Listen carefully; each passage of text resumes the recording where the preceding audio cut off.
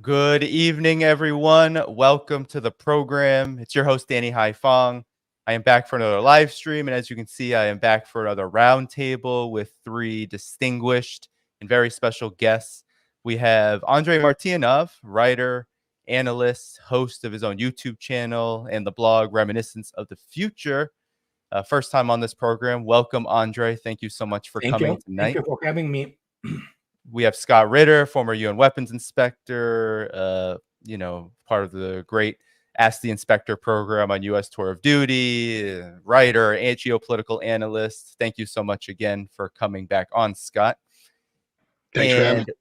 Of course. And we have Garland Nixon. He is the host of the Garland Nixon Show on YouTube, as well as a Critical Hour on Sputnik. Garland, thank you so much for taking the time out. Thanks for inviting me. Of course. So everyone, you know what to do. Like the stream. That helps get more viewers into this live stream. And be sure to support this channel and all the links in the video description. But let's get started because we don't have all the time in the world with our guests. I wanted to bring you three on because you all generally bring the fire to what's going on around the world. And right now, it feels like there's a fire under the behind of the collective West. And when it comes to Ukraine. And I wanted to just first begin with this, we've talked, I know you all have talked about in various capacities what has happened in Canada with the Parliament debacle, the celebration of the former SS Waffen member, Yaroslav Hunka. And now I want to just pull it up really quickly. There was an apologia written about this in Politico. And this was from a gentleman who works for Chatham House, Kyer Giles. He's actually the chair of, I believe, their so-called strategy section in the US and UK funded think tank. But essentially, I just want to read off a quote inside of this article. And let me just read it here. It says, this history is complicated because fighting against the USSR at the time didn't necessarily make you an Nazi, just someone who had an excruciating choice over which of these two terror regimes to resist. The idea that foreign volunteers and conscripts were being allocated to the Waffen SS rather than the Wehrmacht on administrative rather than ideological grounds is a hard sell for audiences conditioned to believe the SS's primary task was genocide. And simple narratives like, quote, everybody in the SS was guilty of war crimes, end quote, are more persuasive than because they're much simpler to grasp. So could you all just help the audience out here? Is this true? Because this feels just more like apologetics for out and out Nazism. Whoever wants to begin. Yeah, Well, I can. go ahead, RJ. Oh no, Colin, go. You go right ahead, man. Well, I'm going to be brief, and because he's posing a question.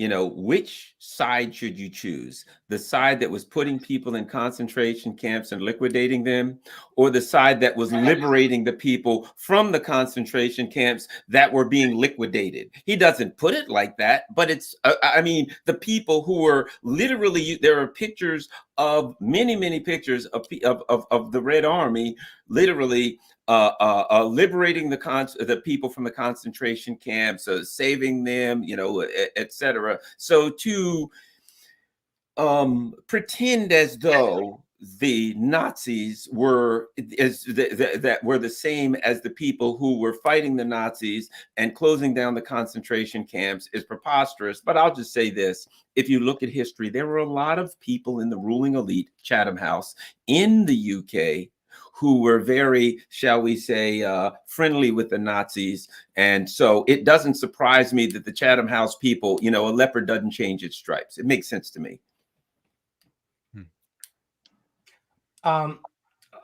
This is the case of Gunko, which is that's how he sounds in Ukrainian, Yaroslav Hunko, and this whole SS debacle. Is I am actually changing my tune for the last half a year, essentially, especially in relation to especially people from London.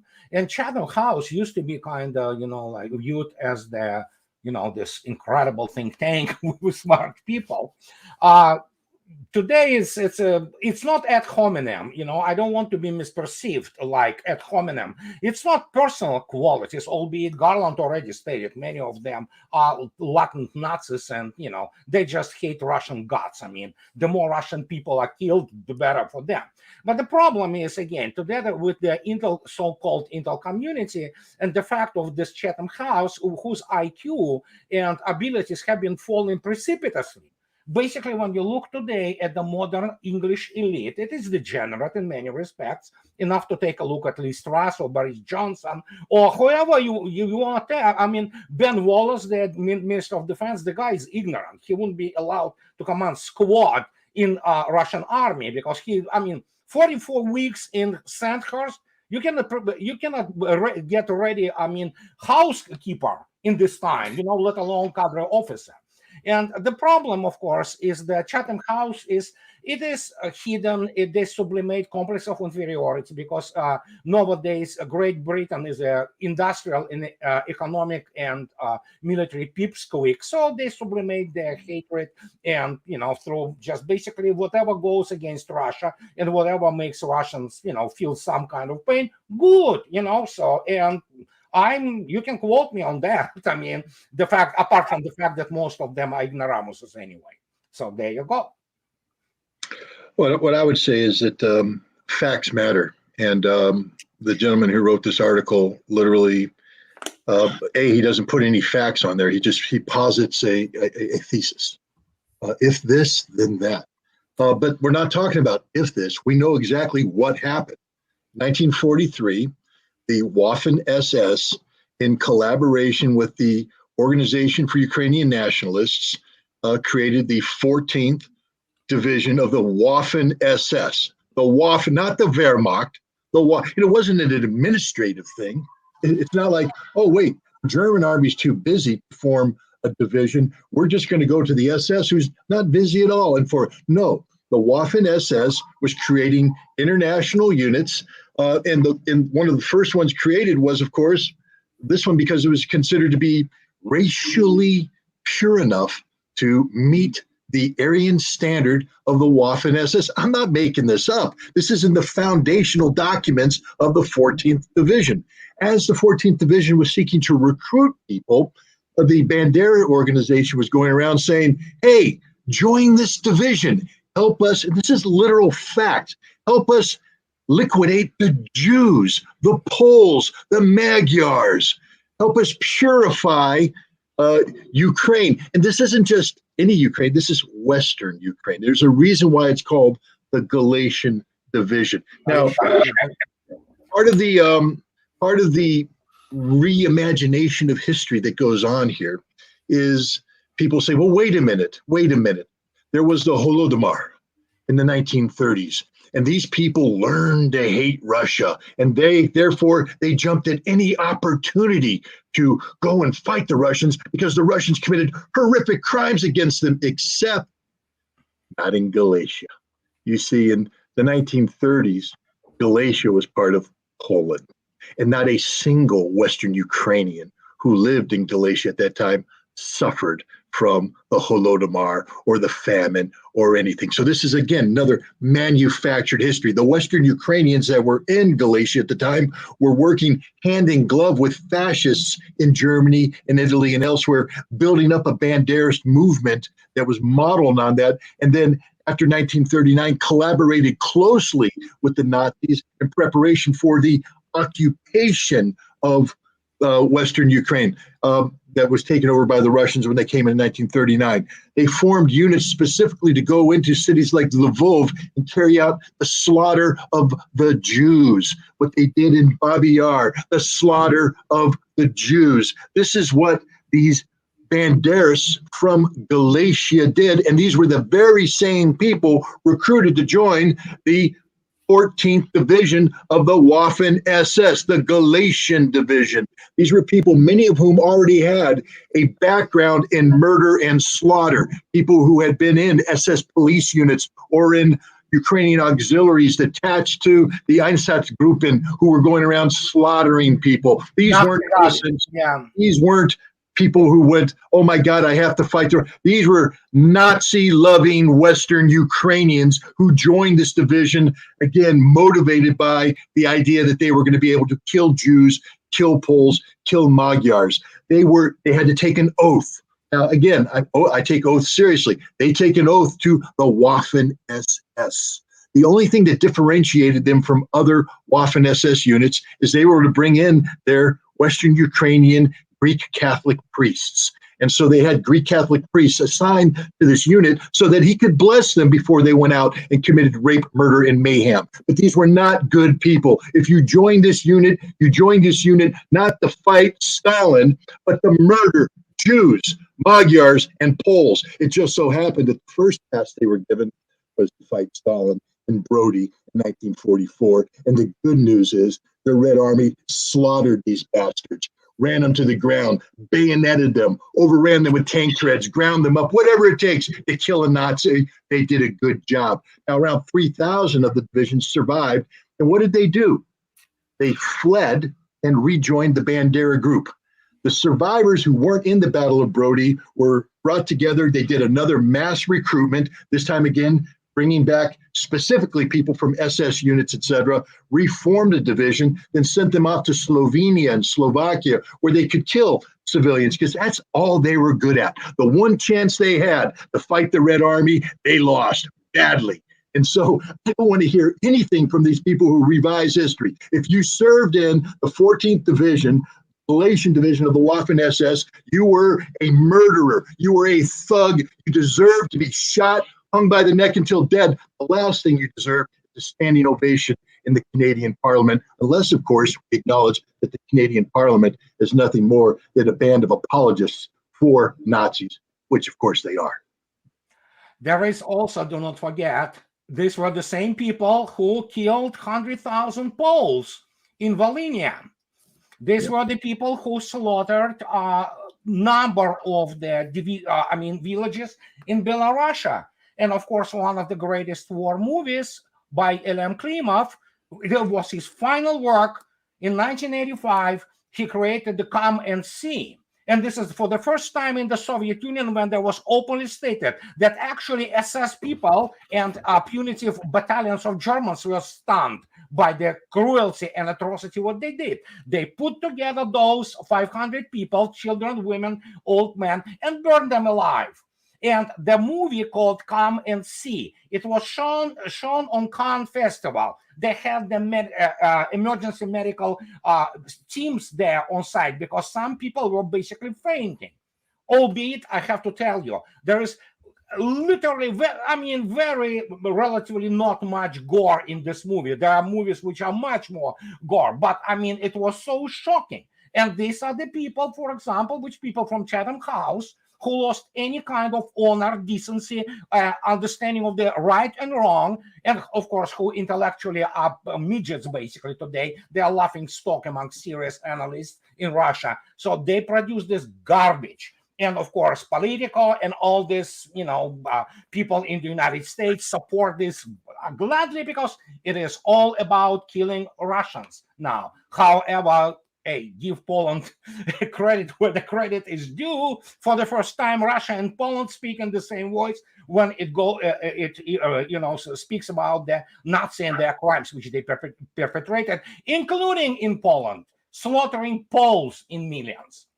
There's another movie out there too called Volin. It's a Polish movie about the massacres. It's told from the perspective of a Polish lady and her family and what happened, and it should be watched also to see the horrors. And just to bring it back, I mean, it's and come and see. Yeah, they burn. Let me give you an idea of who the Western Ukrainians are, because there's this notion that it's just the men that are bad. I mean, the men do bad things, but the women are always innocent because, of course, they give birth to children, they raise children, etc. One of the specialties of the Organization for Ukrainian Nationalists was to take groups of women to accompany their men to these villages, and they would sing, a choir, sing to drown out the screams of the Polish people who were being slaughtered in one house so that other Polish families didn't run away. That's what Western Ukrainian women did. So let's please stop feeling sorry. And if you read everything from the CIA, MI6, even the Germans themselves, when they talk about West Ukrainians, even the Canadians, when they're talking about how come these Nazis survived so long in group, the Western Ukrainians are a very insular group united by this ideology. And this is an ideology that is formed by the notion of racial purity and the need to cleanse and the acceptance of the slaughter of anybody, man, woman, or child who gets in the way of their mission of establishing a Ukrainian state. So every Western Ukrainian is a Nazi. Every woman, every man. They have a camp right down here in Ellenville, New York, that runs a couple groups of Ukrainian teenagers through there every summer. This summer, they had two groups. They form up at graduation. They wear their brown Waffen Nazi SS Stormtrooper uniforms. They carry photographs of Stepan Bandera, and they have banners that have Nazi symbology on it. Here in the United States of America, we are training Nazis. And these are women, these are men, these are boys, these are girls who grow up. Chrystia Freeland went through a similar indoctrination. She's the Deputy Prime Minister of Canada. She is a Nazi to the core. You scratch her, she bleeds West Ukrainian Nazi blood. They all do. So I think we have to be pretty strict about what's going on here. This isn't an accident. This isn't a simple reinterpretation of history. This is, we have Nazis among us here in America, in Canada, in the United Kingdom. They are everywhere, and they have risen to positions where they can influence policy, and they're feeding off of the Russophobia that exists throughout the world in the United States, United Kingdom, and Canada. All you have to do, as this article did, it's a good thing to fight the Russians. It's a good thing to fight the Soviets. Therefore, anybody who does it can't be bad. It was just an administrative error. Please forgive. And you know who I get angry at the most? Organized Jewish groups. You know, I've been to Israel many times. I went to Vav Hashem. I've seen the museum in Israel every year. Holocaust Remembrance Day, siren sound. You stop, get out of your car, moment of silence, etc. Never again supposed to mean something. Especially in Israel, which is a nation formed from the ashes of that which should never again happen, the rise of Nazi ideology, the organized slaughter of the Jews. And yet we have Jewish groups, the Anti-Defamation League and others, jumping on board this pro-Ukrainian bandwagon because it's about killing Russians, and it's good to kill Russians. They tend to forget that the people who killed Jews more gleefully than anybody were the Western Ukrainians. And that's who they're supporting right now. I don't understand it. And I condemned organized Jewish groups. Any organized Jewish group that says, we support Ukraine in this, I say, then don't ever tell me never again. And when that happens again, don't come to me for help. Because the people that you're defending right now, they hate you. And if they come to power, they will kill you. They will slaughter you because they are the same as the people who several generations ago did it in Babi Yar, did it in Katyn, did it in Volyn, did it in Lvov. Nothing has changed. And yet we're pretending that this political article goes off and pretends that, no, it's just misunderstood. No, it's not. It's clear. One other thing, and I think it's important to understand this. One of the things that people will talk about is, the percentage of Nazis in Ukraine. Well, there's not that many Nazis. Oh, less than 5%, 8%, 10%. Well, they'll come up with some small percentage, which really knows. And if you separate Eastern Ukraine, things are different. But here's my point.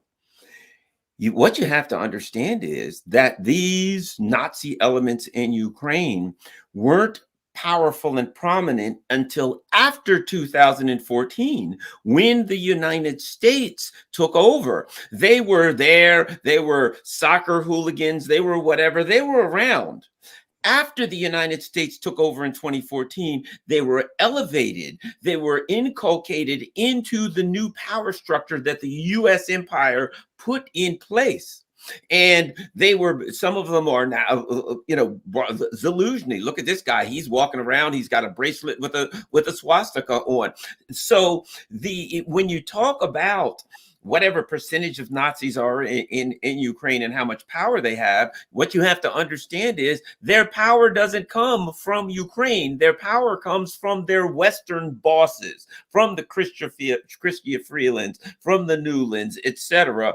They were empowered. They were put in place by the U.S. empire, by Canada. So it makes sense that they'd be dancing around when they saw a Nazi. And you know what? I personally think it is an outstandingly wonderful thing that happened in Parliament. My dad used to have a saying, look, around here we got two kinds of snakes. We got rattlesnakes, we got copperheads. If you walk up on a copperhead, you step on them, he bites you. But a rattler will rattle first, so you know to walk around it. So now that we know who those darn people are, we can treat them for what they are. They can't turn this down. They can't pretend. They can't, oh, well, it was just a mistake. We were just in a bad mood or whatever. And we decided to applaud Nazis on a given day. We know who they are. And so I think I feel much better knowing who these people are and allowing their true inclinations to come to the forefront. Andrei, I want to get you back in here, but before I do, I just maybe to get final reactions to this, I want to pull back up this article to show, because Scott, you brought up no evidence here, right? So here's back to the article. Okay, why doesn't necessarily mean you're an AZI just because you're in the Waffen SS. So there's a paragraph here where he claims, and I got him mixed up with someone else. This author is actually the top Russia expert over at this think tank, Chatham House. Repeated exhaustive investigations, including not only by Nuremberg trials, but the British, Canadian, even Soviet authorities, led to the conclusion that no war crimes or atrocities have been committed by this particular unit. Well, interestingly enough, this is why hyperlinks are your friend. You click on the hyperlink, and I'm just going to pull up what comes up. All right. What comes up? And, oh, it's the Canadian government's website. And if you continue to the publication, it's the Canadian government's so-called investigation into this. They didn't even publish when this was done, how this was done. It's a lot of pages, a lot of nothing. But it's the very government that was protecting these people. So final reactions, Andrei, I'll kick it to you first. Well, again, a lot of this history is actually confabulated, practically. It's created out of the thin air, and it's being rewritten. And so in this case, if he doesn't produce, obviously, the Nuremberg documents, let alone Soviet documents, which make Canada's investigation look like the amateurs, fighting in the ring against Muhammad Ali. So, and this is even not funny anymore. And Russians have this proverb. They had it since early 90s, actually. And it's called, everything communists told us about communism was a lie. Everything they told us about West turned out to be true. Well, guess what?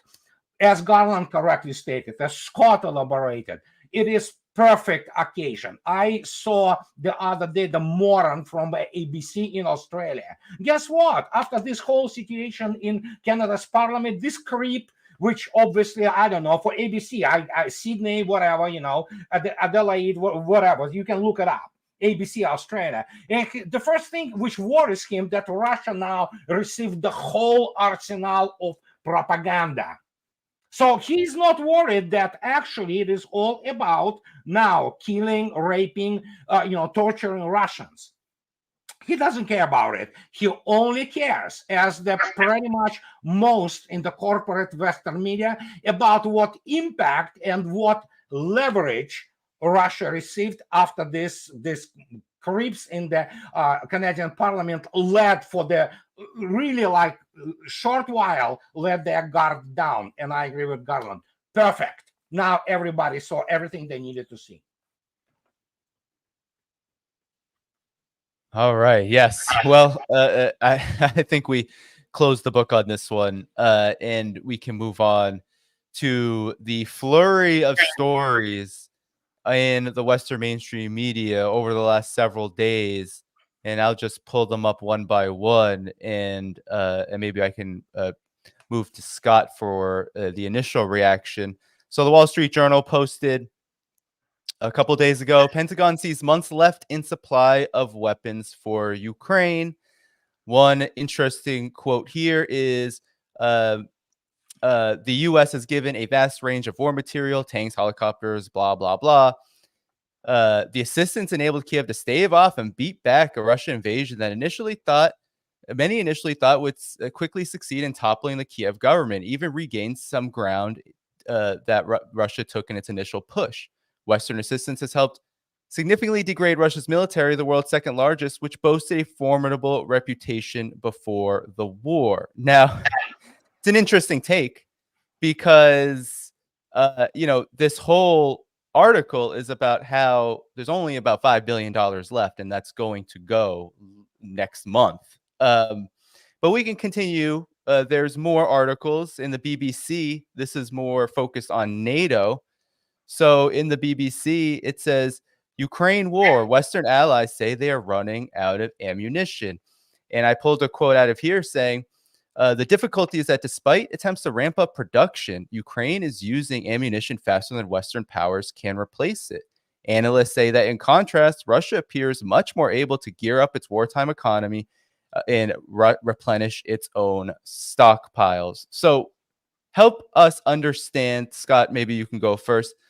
What is with this contradiction? Why is it that it's in these days, these first days of October, it feels like one article after another talking about this problem when it comes to weapons, ammunition for Ukraine? What's going on here? Well, let's keep in mind that the mainstream media has been a very compliant tool of the various governments, the United States, NATO, non-NATO European members who are supporting Ukraine. And they've been used to shape a narrative. This war is being fought on a couple fronts. One very important front that's often overlooked is that Ukraine and the collective West believe that their best chance of success is to create domestic unrest in Russia.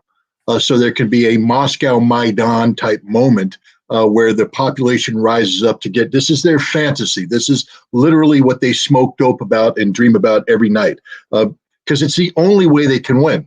There's not a military professional worth his or her salt who can sit there and say, we have a path towards a Ukrainian military victory.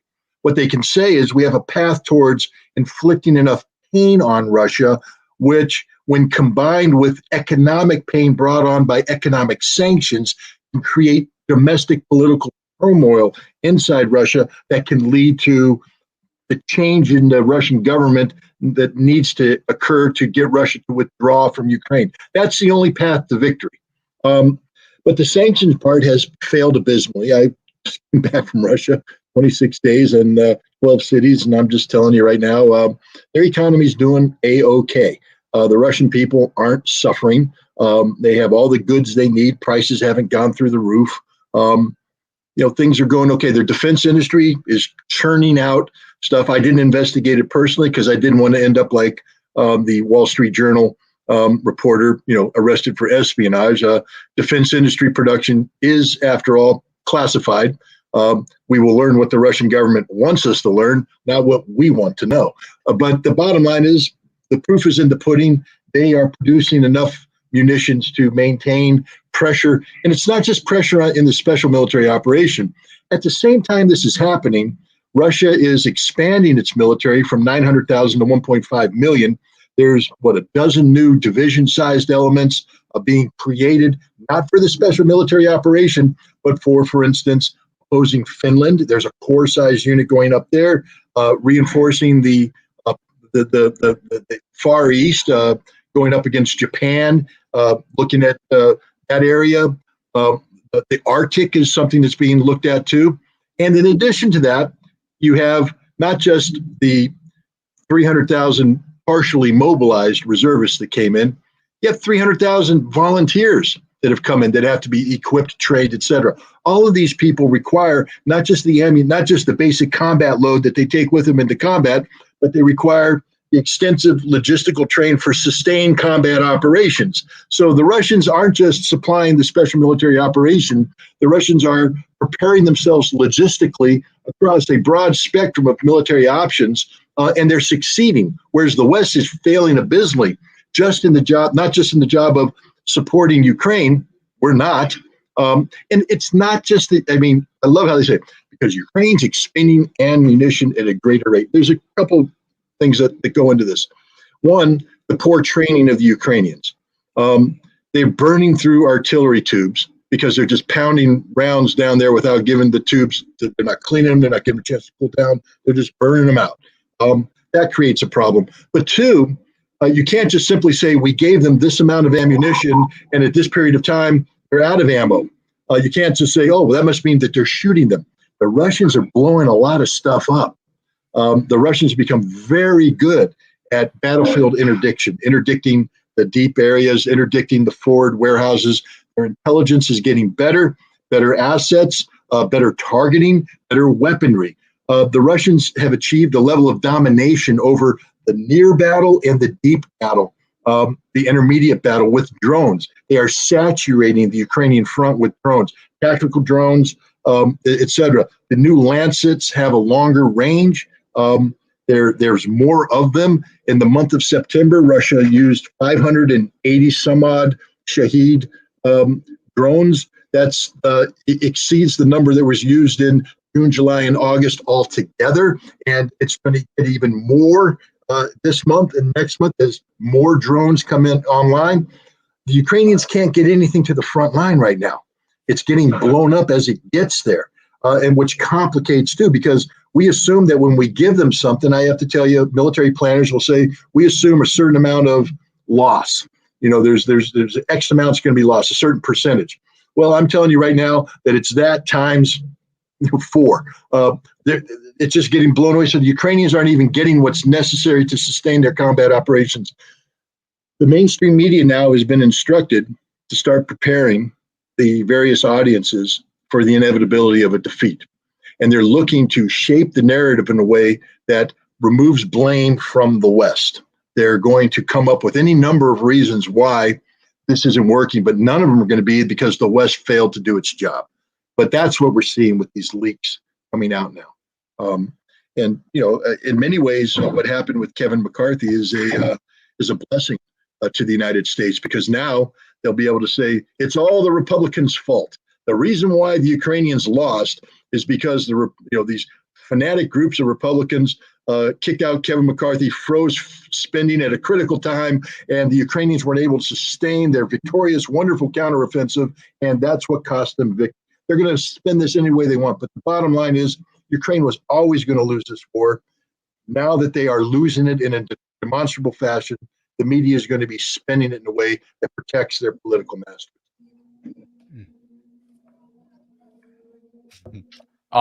Garland? Well, I'll say this. There again, you know, I always like to point out contradictions. This points out a glaring contradiction, because recently Zelensky, you know, he's in Canada, he's at the UN, and what he's arguing, and we've heard this argument before, that Putin has to be stopped. The Russians must be stopped at Ukraine, because if they win Ukraine, they're heading for the English Channel. Oh, they're going to go across and they're not going to stop until they get here, right? However, at the same time, we're to understand that the Brits and everybody are giving away all of their military gear. If they're afraid that they are going to be, there's an imminent attack from the Russians coming, as soon as the Russians dispense with Ukraine, right into, you know, Poland and everywhere else, but they're giving away all their gear. It makes no sense that they would be giving away all their stuff if they truly believed that there was a threat from Russia. Russia right now is what? They're holding back hundreds of thousands of troops. They're building all of this stuff. They're not using the largest part of their military. Why? It's obvious, because they are concerned about a potential attack from NATO. So if you look at what Russia is doing, their actions that they are taking aligns with their concerns that they could face an attack from a powerful enemy.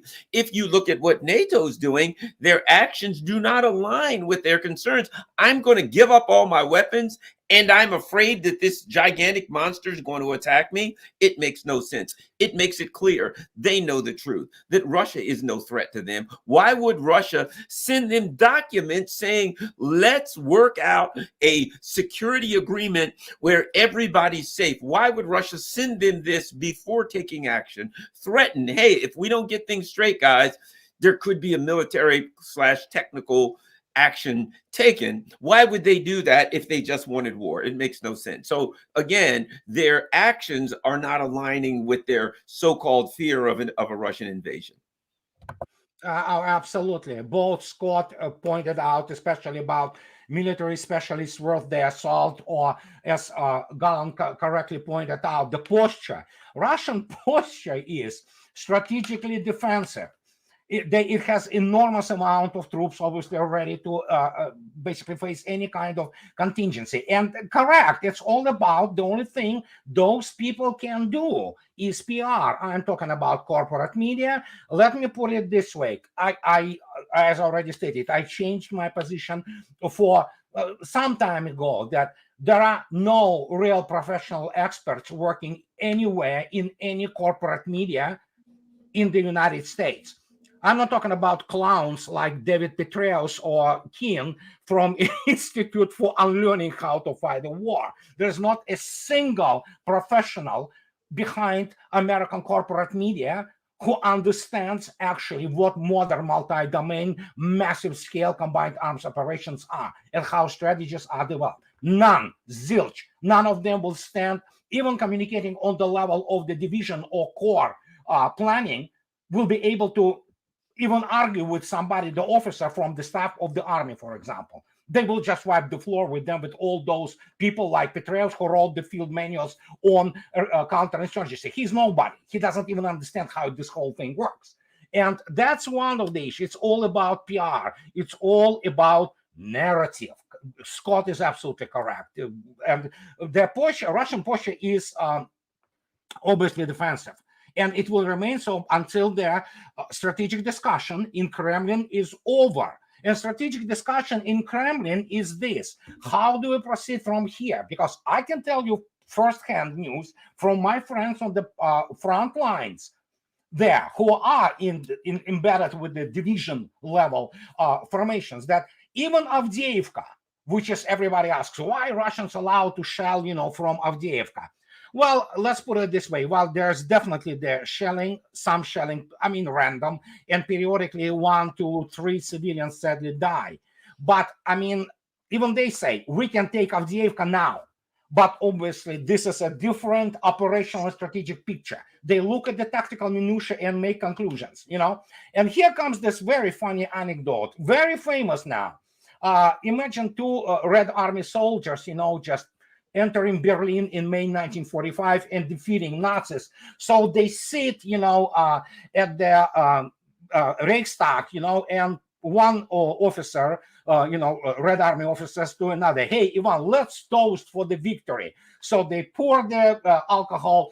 They want to toast, and then Ivan suddenly he's very like sad, and he said, "What's wrong with you? We just won the wonderful victory." He's said, "Well, we lost the propaganda war." And that's the whole point of it. So, I mean, no matter what they say, they can spin it whatever they want. And there are some now actually information which even the American observers begin to say. They panic in Pentagon. They saw all those best weapons in the world going up in flames. So this is simple as that. It's not what you say, it's what you do which matters. And the most of the world, they're not stupid. People from Zambia are not stupid. Argentinians are not idiots. Indians are not stupid. Chinese are not stupid. Even South Koreans are not stupid. They see it all.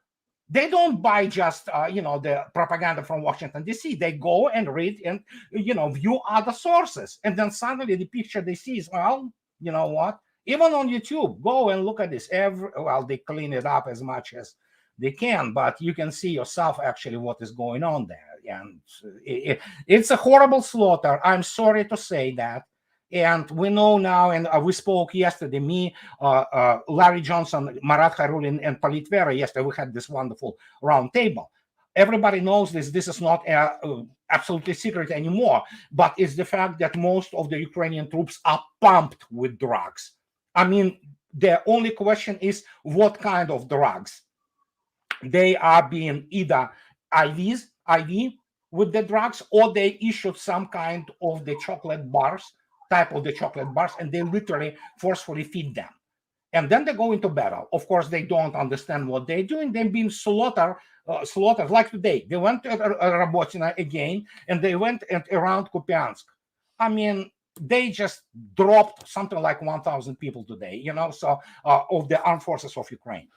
And those people, they don't understand the scale of that. We are talking right now, the casualties in Ukraine.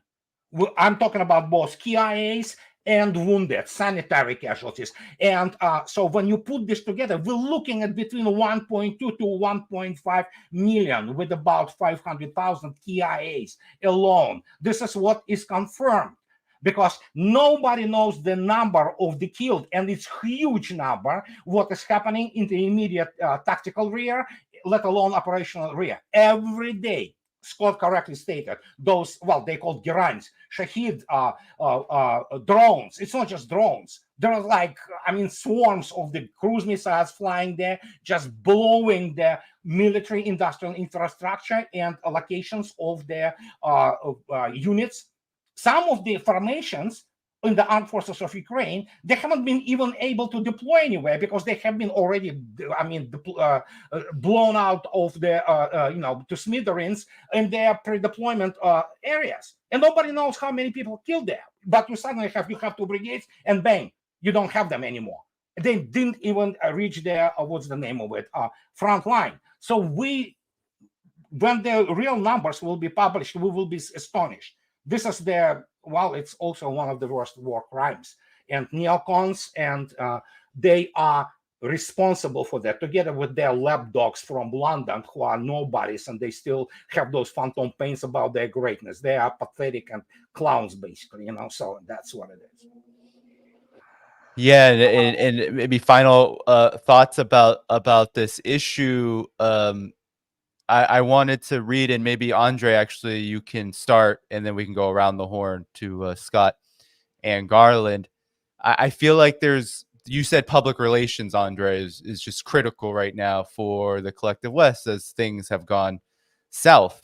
And here, this quote out of the Wall Street Journal, I feel like is what I'm hearing a lot more, is that there's always at least a few references to this, what I think is a complete lie, but they're presenting it as fact. The assistance enabled, this is Western assistance to Kiev, to stave off and beat back a Russian invasion that many initially thought would quickly succeed in toppling the Kiev government, and even regain some ground Russia took in its initial push. Western assistance has helped significantly degrade Russia's military, the world's second largest, which boasted a formidable reputation before the war. Andrei, your expertise is for sure centers around Russia's military to a large degree. This all feels like complete. Yeah, that's myth. fantasy. And if you take anybody from Wall Street Journal currently, including their generals who advise them, the only thing they can do is PR. They cannot run anything. And again, the average, it applies not only to American or British, it applies to many Russian journalists too, especially what Margarita Simonyan dropped, the literally thermonuclear bomb yesterday. So if you take those people, they are ignoramuses. They are literally morons who have no clue about what they're talking about. And Wall Street Journal is just, they lie. They need to always present their exceptionalism as, the Russian military history dwarfs anything out there, okay? And Wall Street Journal has no idea what Russian general staff is older than the United States as a nation. Okay, so the guys who defeated Napoleon, took Paris, took Berlin twice, actually, defeated Manstein, Guderian, Kleist, and things of this nature. Sure, go, impress me. So, and that's the whole point. There is a lot of what is known today as a sour grapes and a butthurt. And if you take any American general in media today, any Pentagon official, any of them, they are really butthurt because Mr. Cavoli, one of the few evidently competent American generals, four-star generals, supreme commander of the NATO forces in Europe, January this year, talking to the Swedish Defense Forum, he quote him, scale, scale, scale. We never saw anything like this. And this is pretty much what it is. And of course, by the way, armed forces of Ukraine never took anything from Russian army. What happened? Russians withdrew for their own operational and strategic reasons, and only then they go in and hooray, So that is why they sold this garbage of the hike of operation counteroffensive. Russians went in. They withdrew. They went to Hostomel at the very start, expecting the peace talks to start to show intention, And there was another thing in the Hostomel airport, which was a little bit more complex than just merely a demonstration. They had something they needed to take out, which they did. But primarily, these were demonstration or, demonstration of force to show that Russia is serious. Let's talk. In April, we all know what happened in Istanbul. The peace talks have been sabotaged. After that, the real special military operation started. Yeah, I would build on that by, instead of focusing on the military, let's focus on the diplomatic, because the diplomatic is linked to policy. Military is a tool, but you don't wage a war just to wage a war. You wage a war to get an objective. And the initial objective of the Russians was to get Ukraine to the negotiating table. Every military operation, as Andrei said early on, was linked to a specific pressure point designed to get Ukraine to bring a rapid end to this conflict.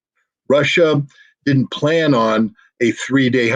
Look, the people that came up with the quick Russian victory, General Miley, briefing Congress, the director of the CIA, briefing the president and stuff, Scott Ritter, believing that Russia was going to war, who as well, who among us sat there and went, I know what Russia's going to do. Russia's going to do a special military operation, not a war. They're going to go in just to shape the diplomatic battlefield. Who was talking about diplomacy? We gave up on the diplomacy discussion after the U.S. and NATO rejected the Russian draft treaties that were submitted, I believe, on 17 December of 2021. Yeah.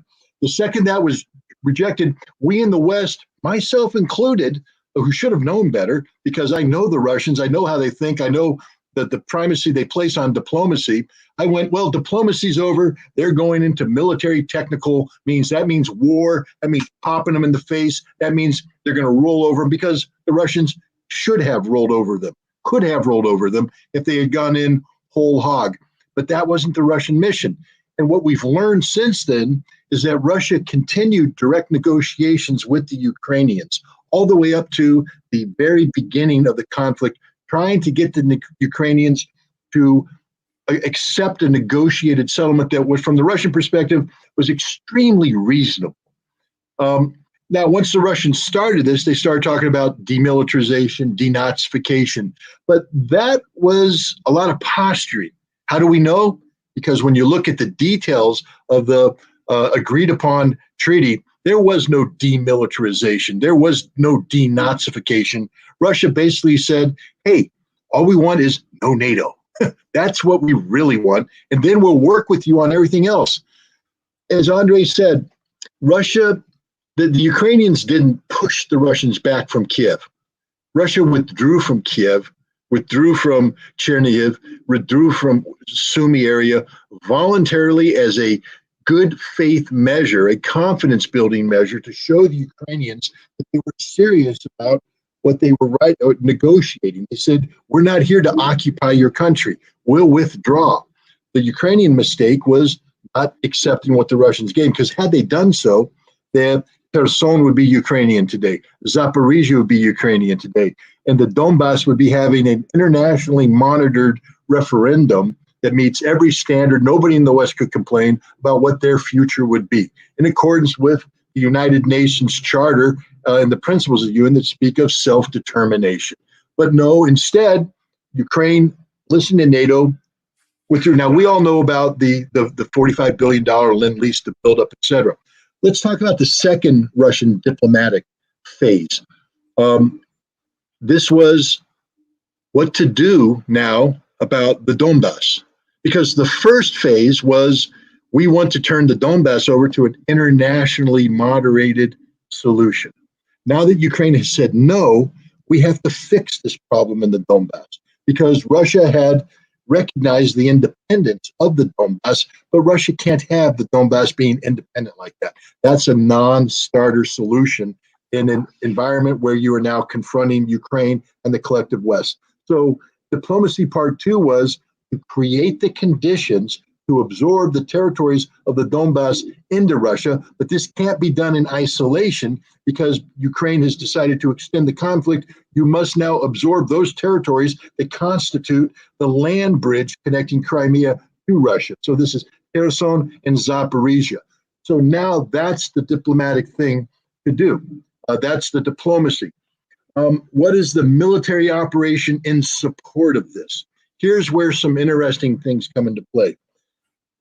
You're listening to Vladimir Putin and his advisors talk about the decision-making that was going on in the late summer, early fall of 2022.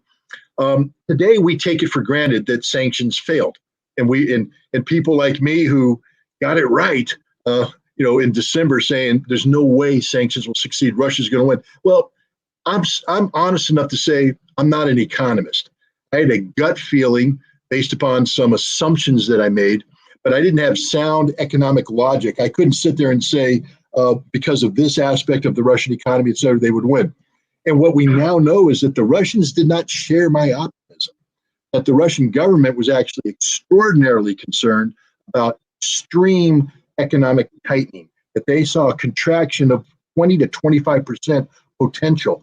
And that contraction could create domestic political problems for Russia, especially if combined with a rapid acceleration of mobilization or violence on the Ukrainian front. So the Russians now had to match military objectives with diplomatic objectives. What do you do when you have insufficient forces to the task? Andrei, correct me if I'm wrong here, but one of the things you do is if you have land, you trade space for time. And so now you're saying, because why did the Russians not withdraw from the Kharkov area? Why did they maintain those troops there? Because it was a buffer for Lugansk and Donetsk. It is a physical buffer. But Russia doesn't have sufficient forces to man the totality of that line without mobilization, but they can't mobilize until they get political justification for that, something that the president could say, we have no other alternative but to do this. They knew that Ukraine was receiving tremendous amount of equipment. They knew that Ukraine was forming up this new army, because what everybody doesn't realize is that initial Ukrainian army, that 246,000 really well trained, they got slaughtered by the Russians from February until May of 2022. They annihilated them. The Russians wiped them off the face of the earth. Did Russia suffer casualties? Of course they did.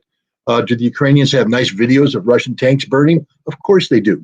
But there's a lot of videos of Ukrainian equipment burning and a lot of dead Ukrainians at that time that nobody's talking about. That's why NATO had to pour in new equipment, and that's why NATO had to train tens of thousands of new Ukrainian soldiers. They came in and they did what the Russians wanted them to do. They attacked in Kharkov. And what did the Russians do? They withdrew. Did they suffer huge casualties? No. They traded space for time. And in doing so, created the political domestic environment where Putin could say, we have no choice now but to mobilize against not just Ukraine, because there's a lot of people in Russia that weren't happy with this Ukrainian special military operation. No matter how well Putin spoke, they didn't buy into it. But now collective West has come in. $45 billion Lend-Lease program, NATO trained army for the specific purpose, as Lloyd Austin said in May, to bring harm to Russia, to hurt Russia. And now Putin is able to mobilize, build the army he needs to build to accomplish phase 2 operations, which are stability on the front and absorption of these 4 territories, which they did successfully, by the way. And now we come to phase 3. Phase 3 is, what do you do now that Ukraine is on the verge of collapse? And as Andrei said, there's some meetings going on right now. And we don't know. There's some hints. You've heard rumors that they're talking about extending the special military operation to 2025, about building up the Russian military so that they have resources sufficient to the task of absorbing 5 more territories. Now we're starting to see the end game. The end game that he put out there is, if you guys want to continue this war, we shall continue it.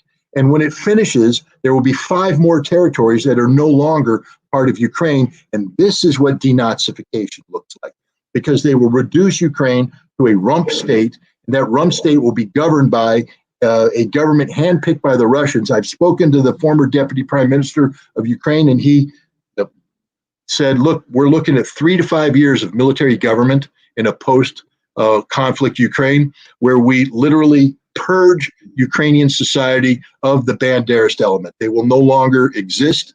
They'll either have to flee, be killed, or be arrested, but they're not going to be allowed to stay here and do what they do. That's the future. Now, Ukraine has an option. Now that that's become apparent, Ukraine can say, oh, maybe we want to live with these 5 territories belonging to us with all the industrial potential and access to the Black Sea, thereby being economically viable, or we're just going to commit suicide and then we'll continue the fight. But there's a diplomatic element to this that people aren't paying attention to, that the military decisions being made are in support of a larger policy objective that is driven by Russian diplomacy, and you can't ignore that diplomacy. If you focus solely on the military, you'll be left scratching your head and you'll be making assumptions that aren't matched by reality. Yes. Let me say this. The articles about, we've got Bill Crystal and his crew. They have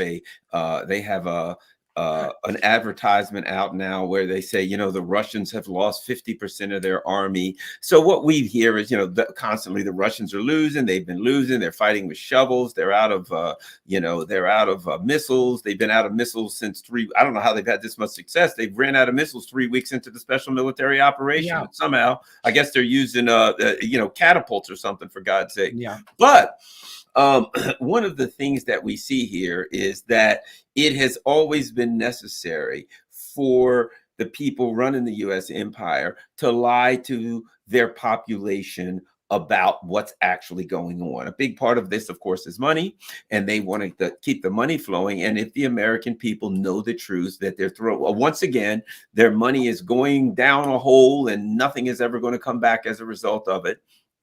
In Afghanistan, they left $100 billion worth of military equipment there. Here, it's not going to be left there. It's going to be either blown to smithereens or taken back to the Russians for it to be studied or reconditioned and used by them back against the Ukrainians, whatever the case may be. But we've got two things going on here, I think. Number one, when it comes to that, the lies and misinformation about the Russians losing all of these people.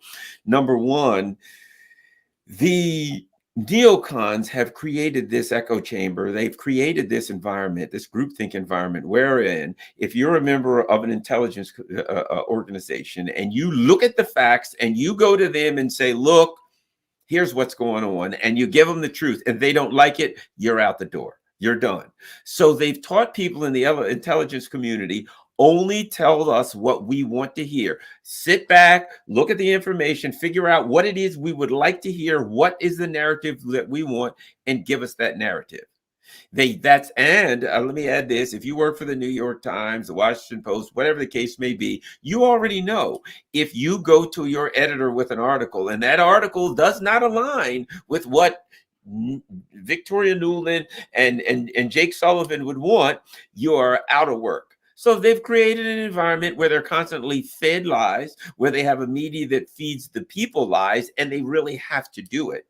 Because if the people knew the truth, they wouldn't support it. The problem they have is reality asserts itself bit by bit with shows like this, and Andrei Scott's doing his good work with the alternative media that has arisen over the last few years. People now have an opportunity to hear the truth. And once they hear the truth and they see that truth aligns with what they intuitively know, a lot of people intuitively recognize that they're being lied to, and they get the truth. It aligns with kind of what they feel anyway. And bit by bit, the bricks of the walls of these lies are being pulled out. It's falling apart now. And we see the instability created in U.S. politics. The reason Kevin McCarthy is gone right now is what? Because of a discussion over Ukraine aid. Our Congress is unstable right now because of what? A discussion over not aid to Ukraine, money that's going to go to Lockheed Martin so they can pretend to send stuff to Ukraine 3 years from now when it comes off the assembly line, and there's no such place as Ukraine left. Can I just say one quick thing about casualties, because we bring that up all the time, and everybody's like, well, you're just you're spewing Russian propaganda, and they say, well, the Russians haven't told us what their casualties are. They actually have been. Look, Vladimir Putin said that at one point in time the casualty ratio was 10-1 on the battlefield, at a time when he said that there was 71,000 Ukrainian casualties. So Vladimir Putin right then admitted to 7,100 Russian casualties during a very limited period of time. Okay, Russians are losing men. Russians are suffering casualties.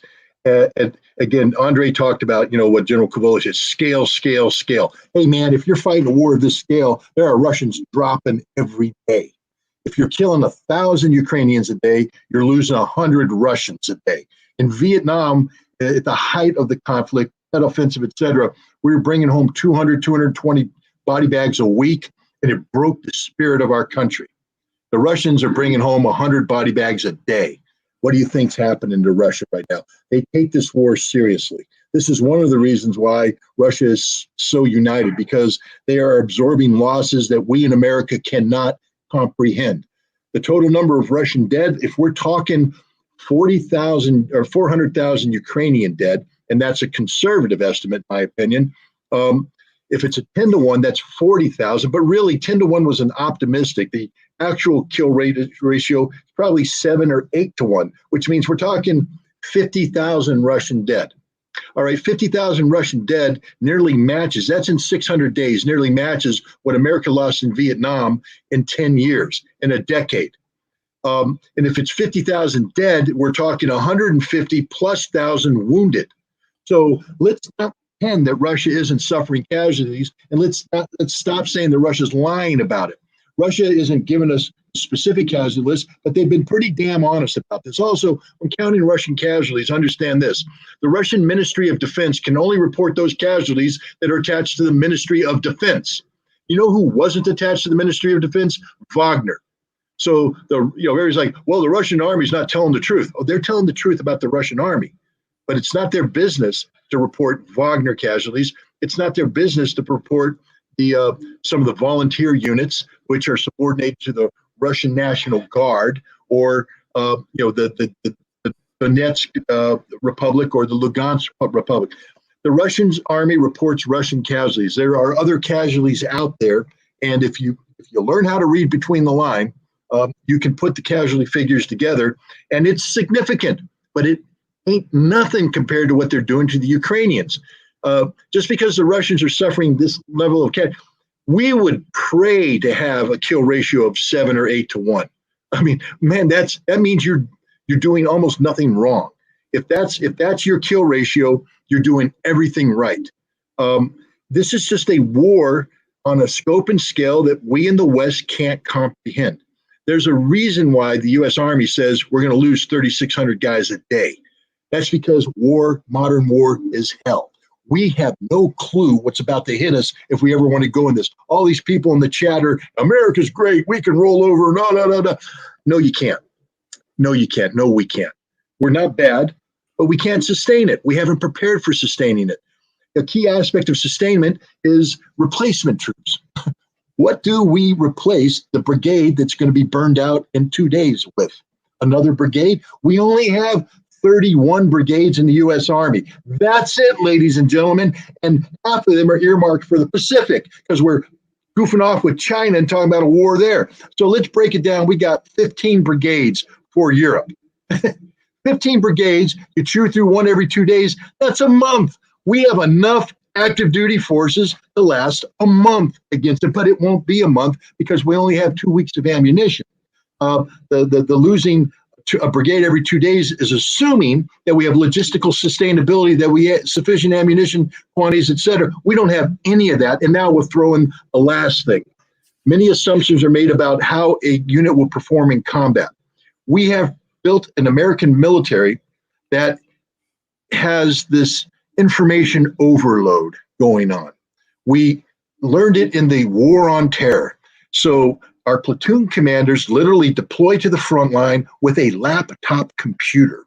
And in the middle of a firefight, have that computer open. And they're sending reports back to their commanders who are sending it back to a group of people sitting in a bunker someplace looking at a command screen, and we're micromanaging everything. We have to have airplanes up doing communication relays. We have to have everything working perfectly. Let me tell you what happens when you go up against an enemy like Russia.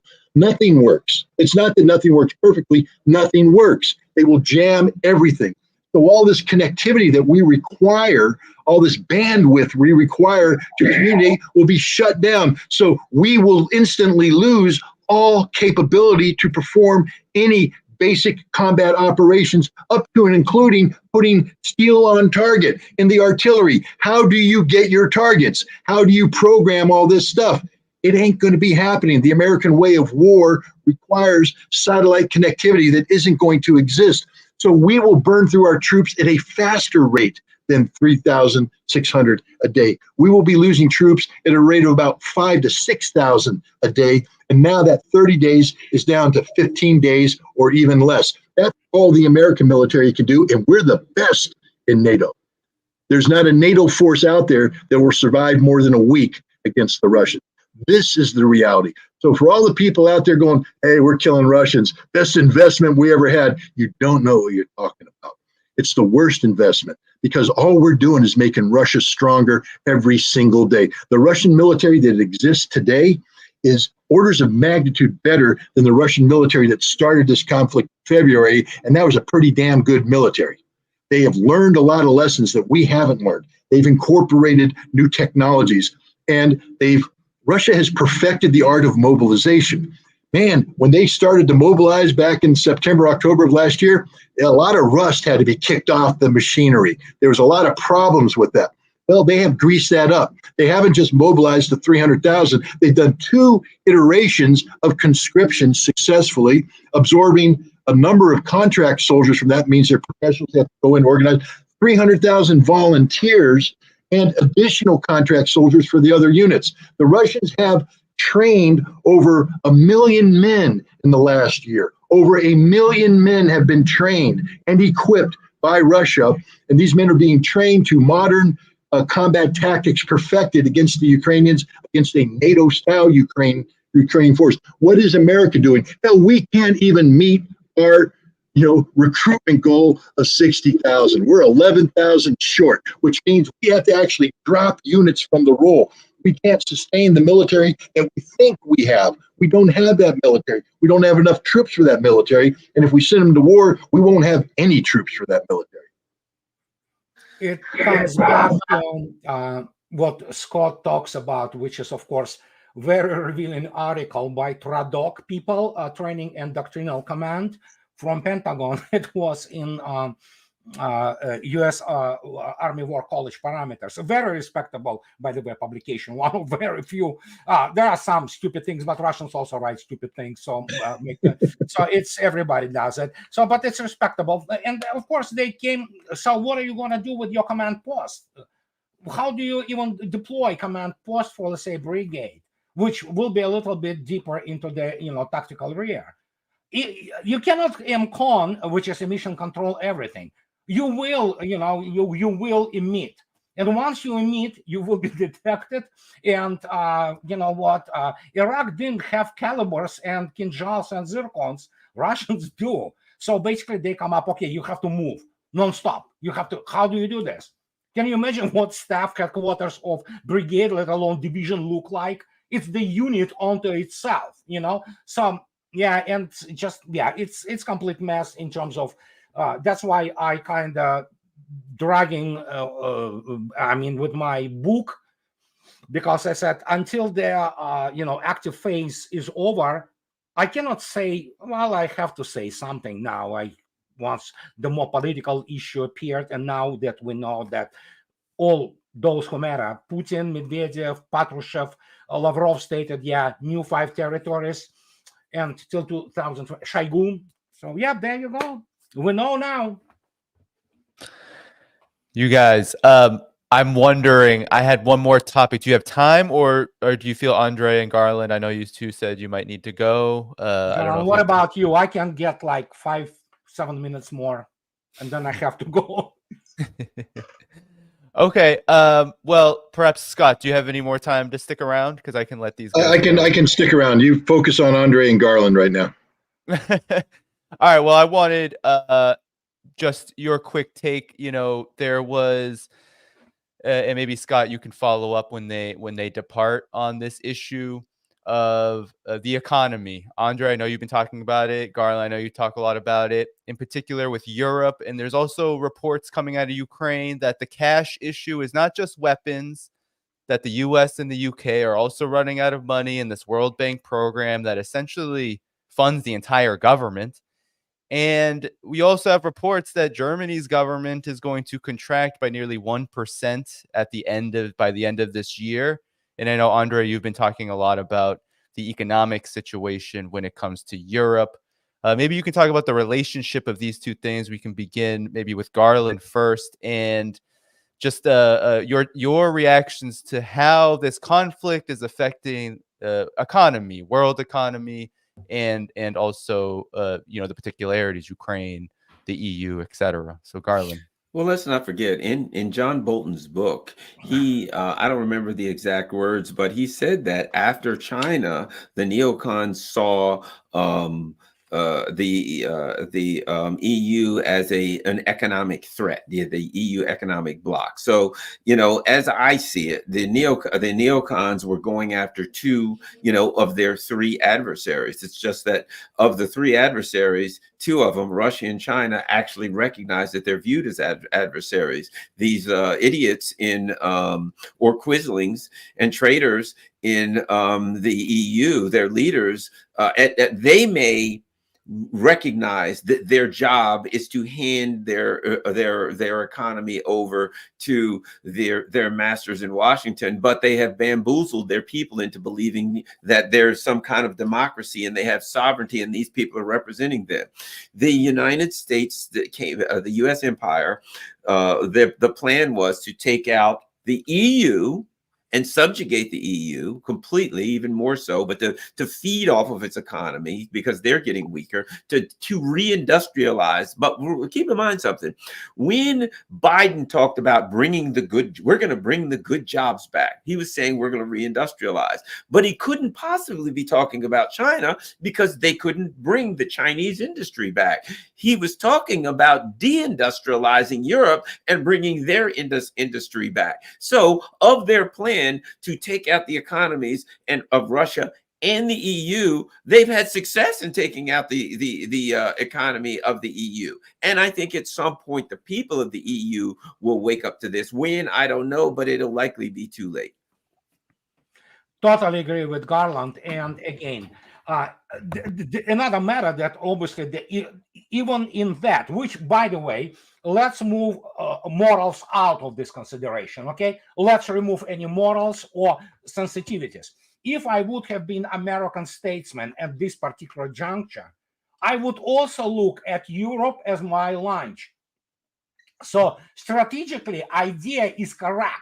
Let's get those Europeans, let's eat them, because you know what? We're America. And guess what? Yeah, I'm in America. We want to eat too, you know. We cannot sacrifice our, standard of living to the point that country becomes politically unstable and then explodes in the civil war. So who has to pay for the lunch?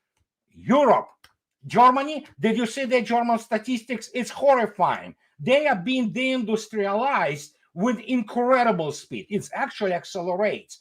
But what is funny about it, it also doesn't affect in any positive way the United States. And of course, neocons being neocons and all those Wall Street types and those Harvard economists who wouldn't know, one substance from Shinola, they thought that they can also use Europe as the market once they reindustrialize the United States, which in itself, I mean, hey, why not? I'm not against here. I'm sitting here. And then they will reproduce those goods and they move back into this supposedly rich European market. They forgot only one thing: Europeans becoming poor.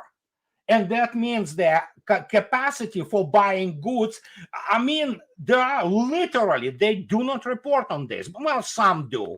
And I'm not talking about Russian media. I'm talking about the European media. They're talking to people now going hungry.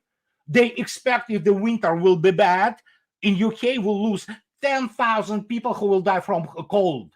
So we're looking at basically economic catastrophe, which have been constructed by the United States, and their Quislings agree with Garland, And yeah, I agree with him. Probably it's going to be too late at some point of time. Again, you know what? They all, like Germany, Siemens thought that Russians cannot exist without Siemens. Well, guess what? They got such a wake-up call that Siemens is gone. Russians produce their own high-power turbines, and they now produce their own rolling stock. Well, they always did, but they thought that they were so, outstanding. Not anymore. And the same goes with MTU. MTU was provider for the Russian propulsion for both commercial and naval shipbuilding, including, of course, Zarya project from Ukraine. All gone. Russians produce their own propulsion, which is great, actually better than Zarya project. And it never occurred to them. Guys, Soviet Union, and especially Russia, historic Russia, was the first country which actually sent men into space, okay? And was the best educated country in the world. They should have counted for that, They didn't. And I agree with Garland. Probably it's going to be too late for Europeans, and it's going to be, that just peninsula to the gigantic Eurasian economic space. So there you go. Guys, I need to bow out.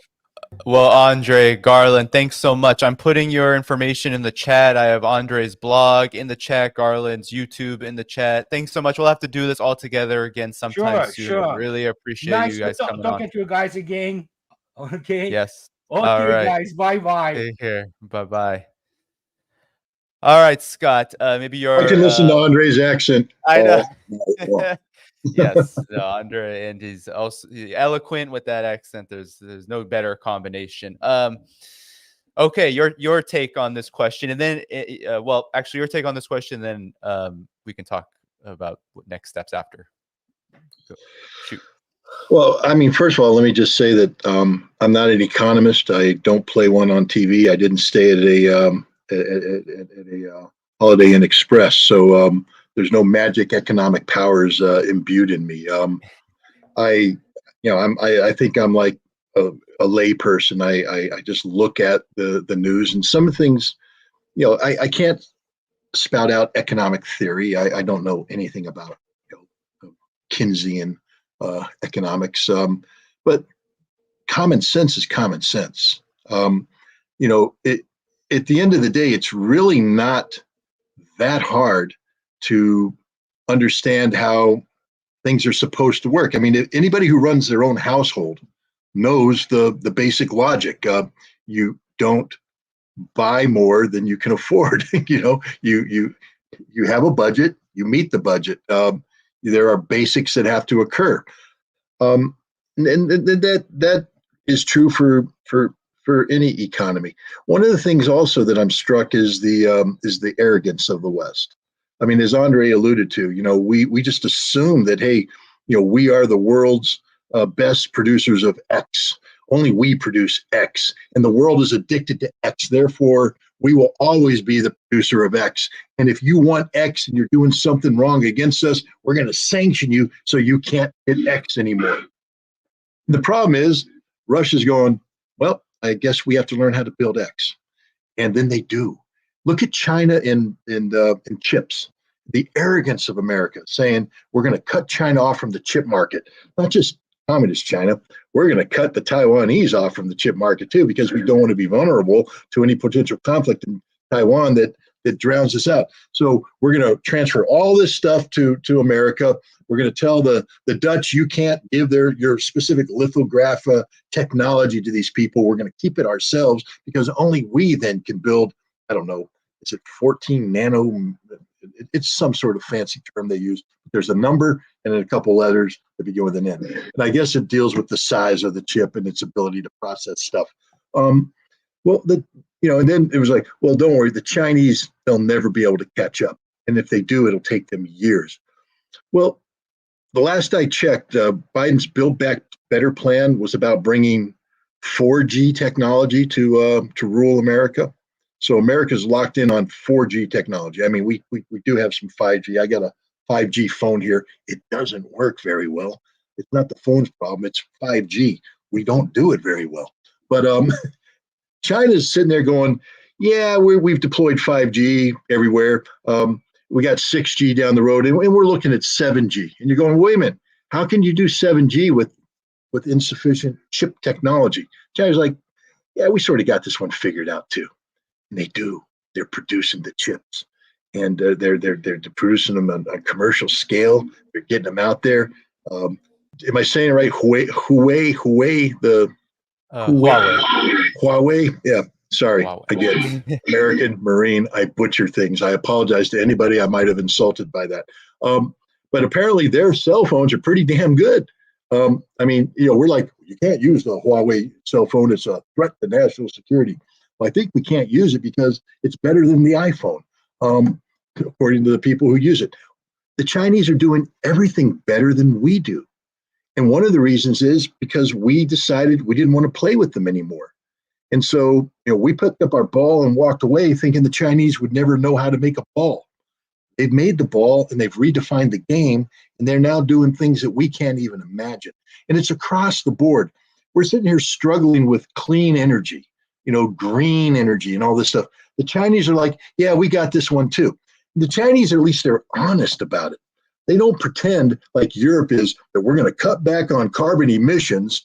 We're going to cut back drastically and somehow magically come up with green technology that can replace coal-fired machines, replace nuclear energy, or getting rid of nuclear energy, and all this stuff. And as a result, Europe is floundering. The Chinese are going, Yeah, we're not there yet on green. So what we're going to do is we're going to double down on coal production. We're going to get all the power out there that we need, get us up to speed. And then once we got everything running on all cylinders, we're going to start producing at scale.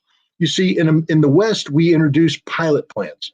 We've got a pilot plant doing wind turbines here. Chinese are like, no, when we deploy wind turbines, it's going to run the whole damn country. When we deploy, hydrogen, I guess there's some sort of liquid hydrogen fuel kind of stuff. I'm not an expert on this, but that's the next level stuff. It's going to be done production scale. The Chinese are scaling up so that when they make the transition from carbon emitting energy to this green energy, they can do it quickly and efficiently. In the West, we had no clue what we're doing.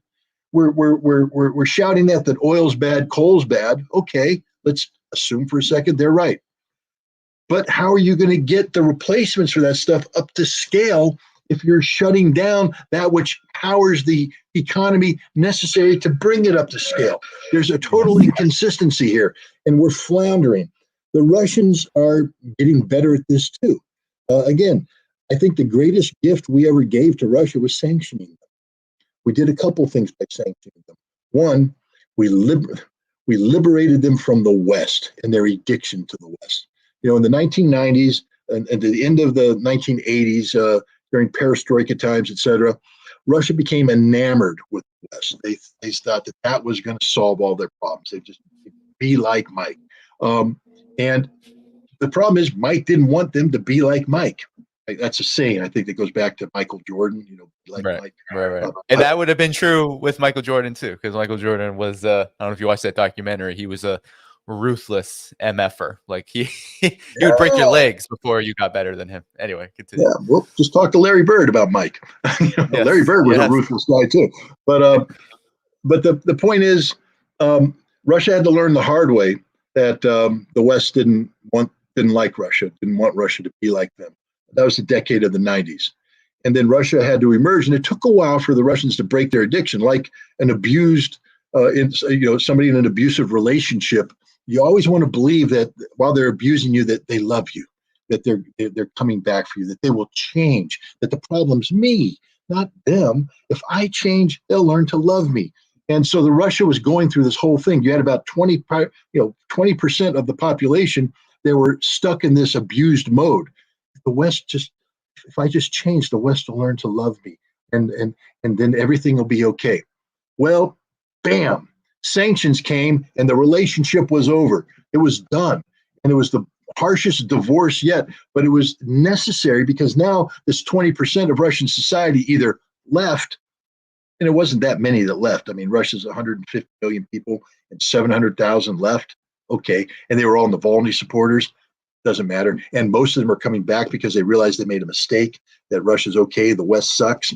But it doesn't matter. The Russians now were able to revamp their economy without having to worry about alienating 20% of the population, which in a democracy like Russia is, if you lose 20% of the vote, you lose elections. Putin doesn't win elections by 98%.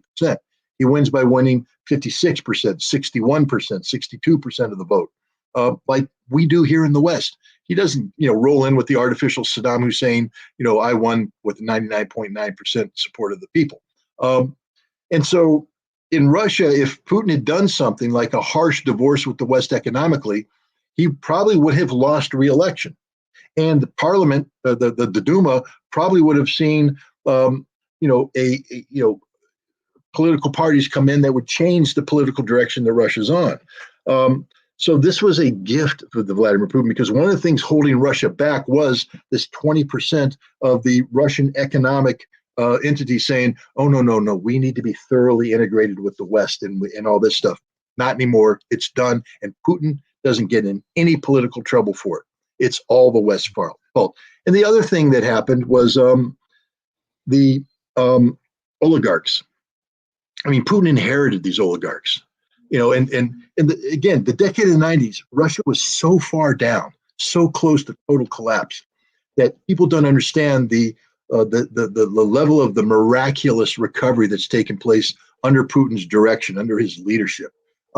If you truly studied what Putin has done to turn things around, you'd probably fall in love with the guy, but we're not allowed to do that because he's Vladimir Putin. He's evil, and you can't say anything good about him.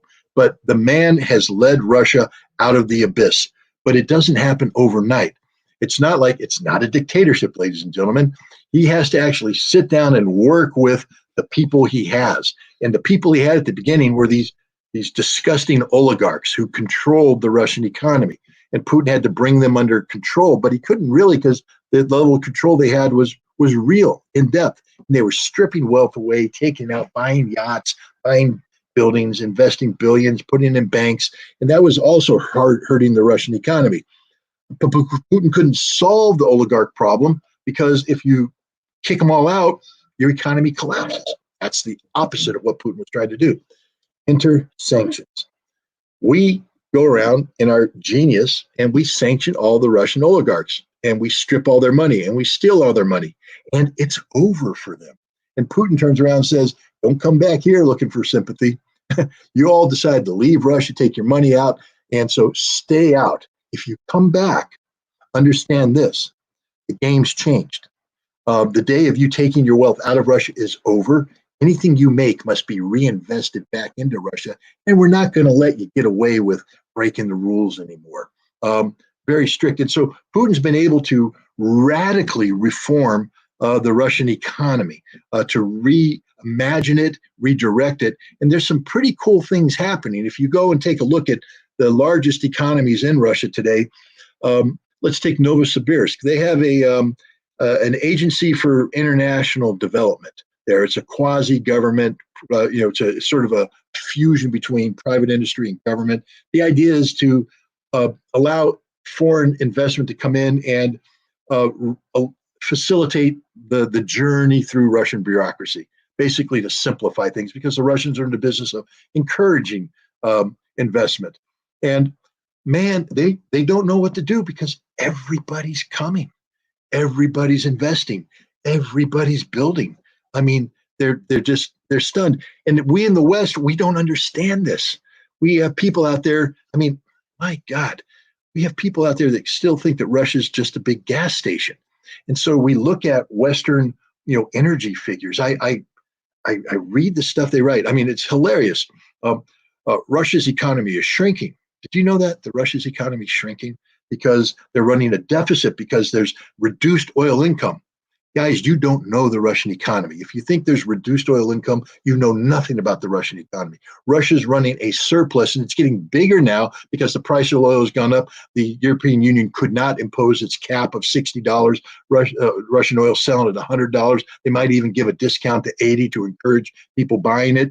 But they're making money hand over fist right now. And then what are they doing with that money? Investing it in Russia.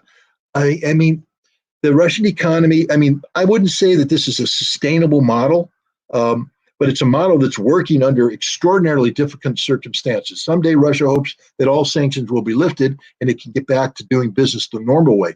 But at a time and place where the West is trying to strangle Russia, has basically blocked Russia's access to everything, the Russian economy is succeeding. Unlike Germany, unlike France, unlike the United States, Russia's doing very well. And we in the West don't understand it. We don't get it.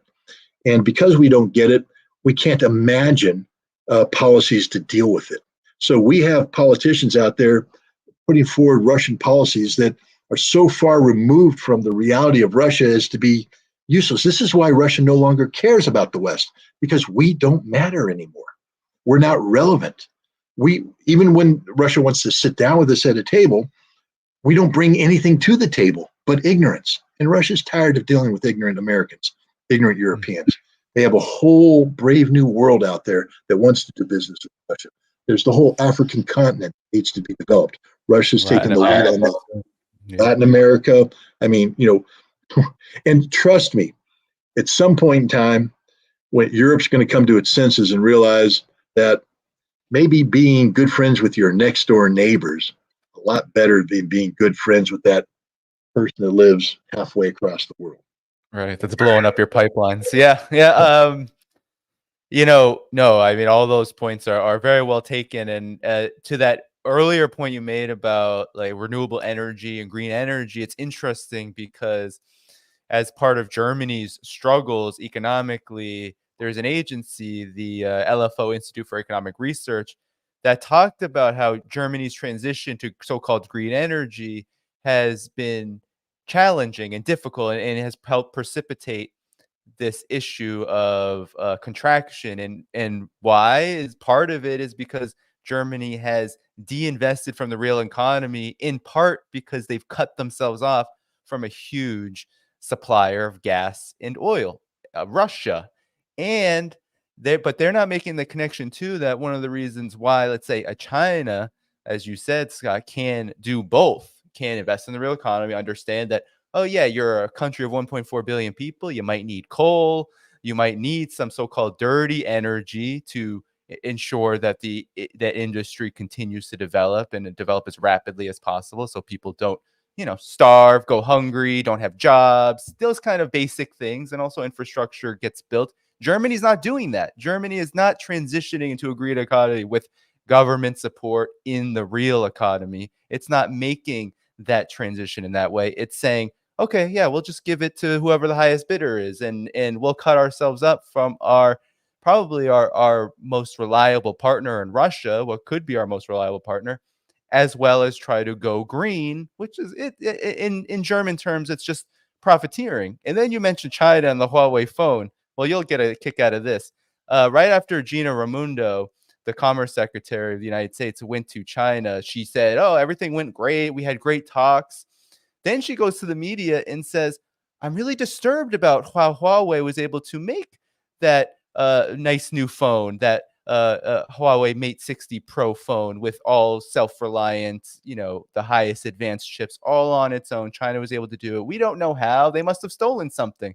This is how Chinese people repaid her. They pulled in money to make a little promotional billboard, which basically insinuates, and this was going viral all over China. It was all over X too at some point, Twitter.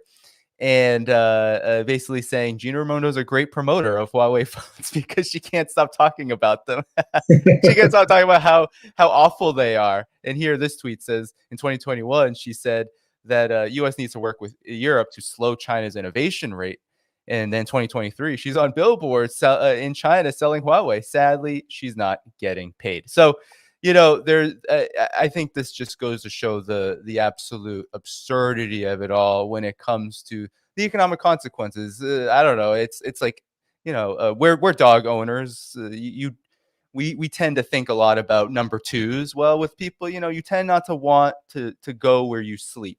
You don't want your dog to go where they sleep. You don't want yourself to go where you sleep. But that seems to be what Europe, especially, I mean, the United States, I think, is riding on top of Europe. But Europe in particular is doing that right now in all intents and purposes. But, and there's another, I don't want to come off sounding too woke, because I'm the opposite of woke. But there's a reality that we have to deal with here. The majority people in the United States and the majority people in Europe look like me, white. And we are full of the white man's burden, meaning that we are so full of ourselves. Look, I like who I am. I'm not a self-hating white guy. I love being me. I think I'm okay. I'm physically active at an advanced age. That's okay. I think I'm okay. I'm not unhappy being who I am. But I recognize that our governments in Europe and the United States have utter disdain for people who don't look like us. For instance, the Ukrainians who look like us, they're white. They talked about, well, India and China, those people, them yellow people, them brown people, they're not able to process complex thinking like we do. Lower intellectual levels. And God forbid the Africans. I mean, I heard, I keep hearing, well, we'll just withdraw from Africa, surround it, and let them cannibalize themselves, because that's what those black people do. They're cannibals.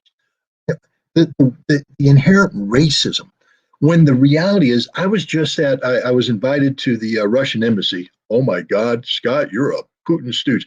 Hey guys, if Russia's the biggest problem set we have right now, and I think people would agree that there's a big problem right now with Russia.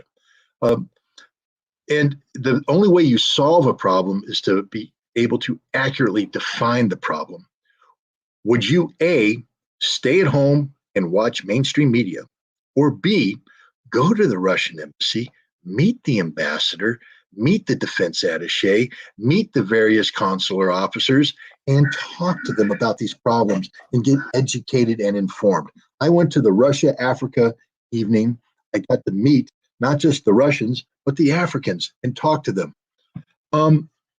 If you think for a second that the Africans are unsophisticated, backwoods, yokel, local, you don't know anything about Africa. These guys can carry on the most in-depth conversations about the most complex topics imaginable. They have economic savvy. They know where they want to go. They understand global geopolitics better than we do in many cases. They definitely know Africa better than we do. And if you don't treat them with respect, they know that. They can feel that. That's one of the reasons why they flock around Russia, because Russia treats them with respect. Russia treats them as equals. I think we have to stop believing that the Chinese are a bunch of little yellow men who eat rice out of a bowl. And all they can do is run around with buck teeth and go. That's how I grew up. That's it. The cartoon. You get taught. That's how you get taught. And so, the Chinese are pretty damn smart. They win all of the mathematic Olympics. Okay. You know who else pretty damn smart that we don't give any credit to? Them Iranians. Them Iranians. They're a bunch of Muslims, They're Muslim. You didn't know that, did you? They're Muslim. And they like to beat themselves on the back, and they do weird stuff, and they just want to run out and blow themselves up, them Iranians. They're actually pretty sophisticated people with a deep culture, a long-standing culture. They're proud of their culture. I was invited to an event over at the United Nations where I got to interact with the senior Iranians. And again, the level of sophistication is just beyond imagination. These guys are smart, and it's reflected in what they're doing. Iran, like Russia, has been sanctioned to hell and back. And they're doing okay. And they're producing sophisticated stuff, not just in the military, but the civilian stuff as well. They launched a satellite in space. How can Iranians launch a satellite? They barely know how to drive a camel. Oh, no, guys, they're pretty damn good, and they're getting better because we're making them get better. So I just think that we live in this bubble of white supremacy. We just think that because America and Europe, we look like this, and we can all sit there and look at each other going, we're the smartest people in the world. We're the dumbest people in the world, especially about the world we live in. We are so enamored with ourselves that we stop learning about others. All these people out there that hate Russia, everybody goes, Putin, Putin, Putin. If you're using Putin as your excuse to hate Russia, you don't know anything about Russia. Go to Russia, meet the Russians, see it, and suddenly you'll come back and it's literally like being reborn, because it just suddenly you realize that everything you hear here in America is wrong. Now, I'm not saying that Russia's the place for you to be. I'm an American. My place is here at home in America. I want America to be the best country it can possibly be.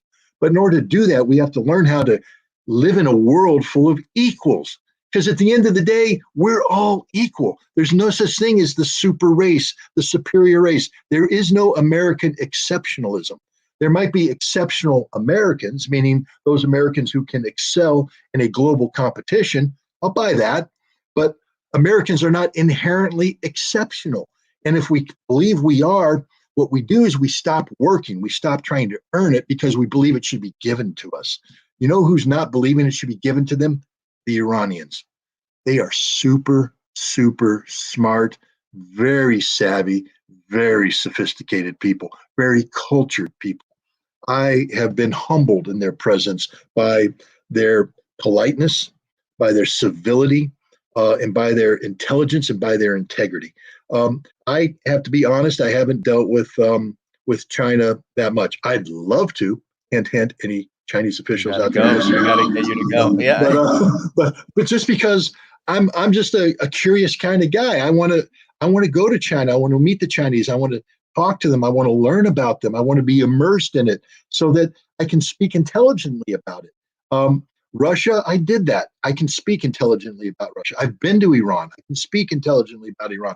I'd love the opportunity to do that about China. But the one thing, and I've been to South Africa, so I can claim to have done that as well. Although, if I'm going to be honest, I'm not as strong on Africa as I should be.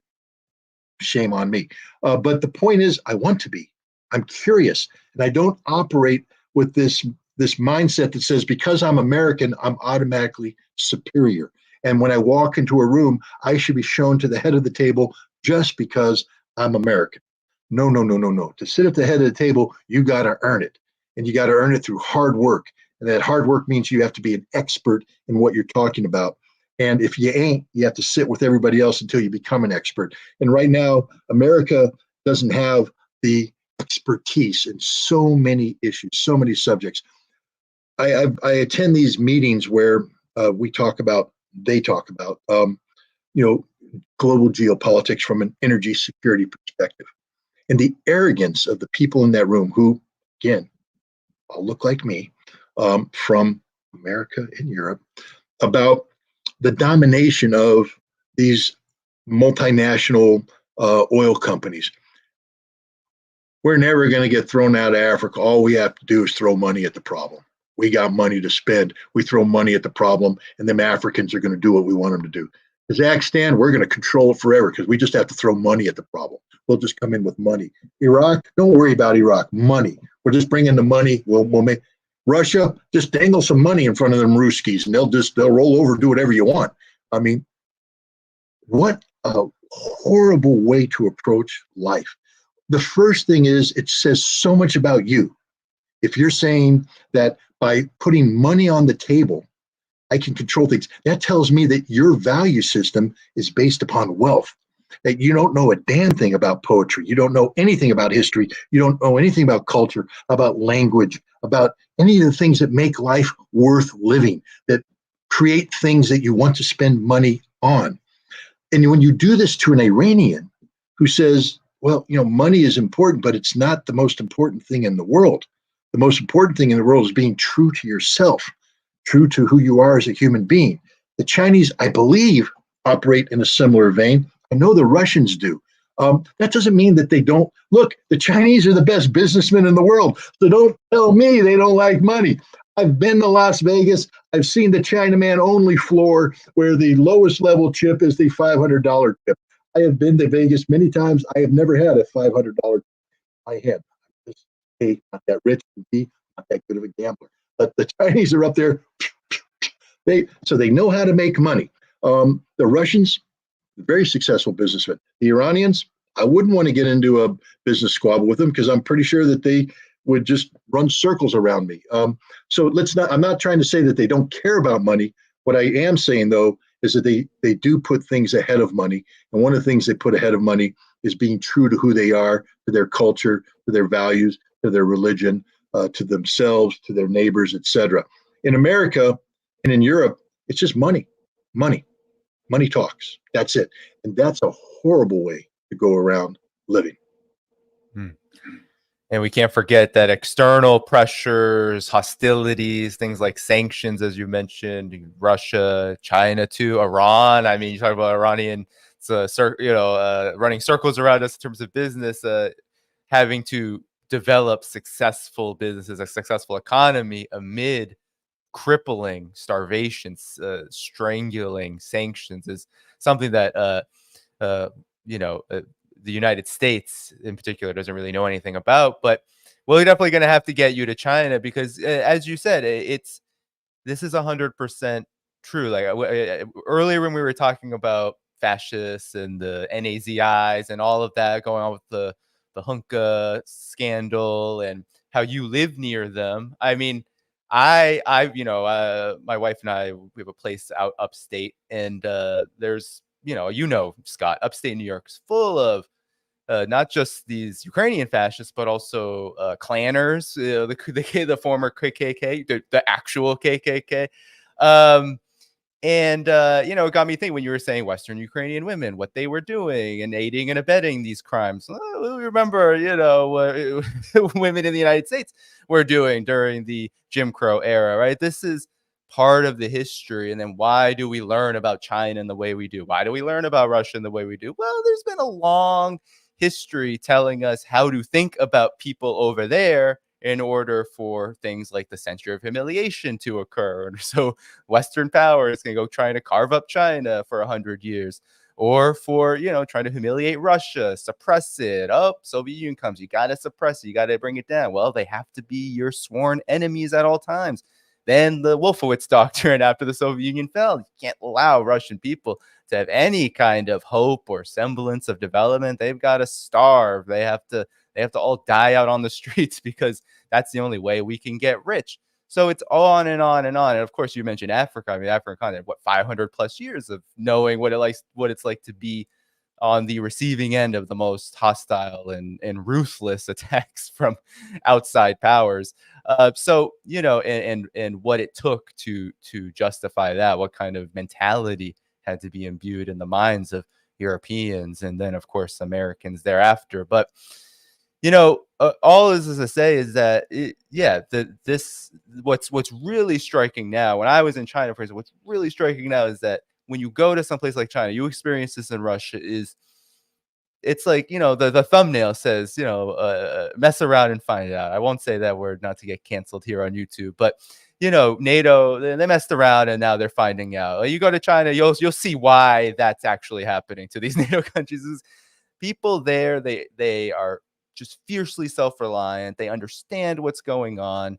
They know the problems in their own country, and they also know how to talk about it in a way where they can be proud of what they're doing. They can get better at what they're doing, and they can talk about achievements and working with others in a way that's just completely different than what we experience here in the United States. And now we're seeing with the Belt and Road Initiative, we're seeing that hope go everywhere, right? It's going everywhere. Russia has its own version of it, their own kind of model with the Eurasian Economic Union, but the Belt and Road Initiative is so massive, and it's helping so many people in countries all over the world, from Greece to Laos. I mean, it's really lifting people's spirits, and that's something the United States can't offer. Europe can't offer that. They don't want to offer that. The way they talk about Africa, Asia, they don't want to. So, to me, and maybe I would love to close on your recent article, by the way, because I think your recent article in Consortium News is like a historical masterclass. I haven't even heard, me, Scott, I'm on the left on the political spectrum. I wrote a book on American exceptionalism. I'm really bad at mirroring.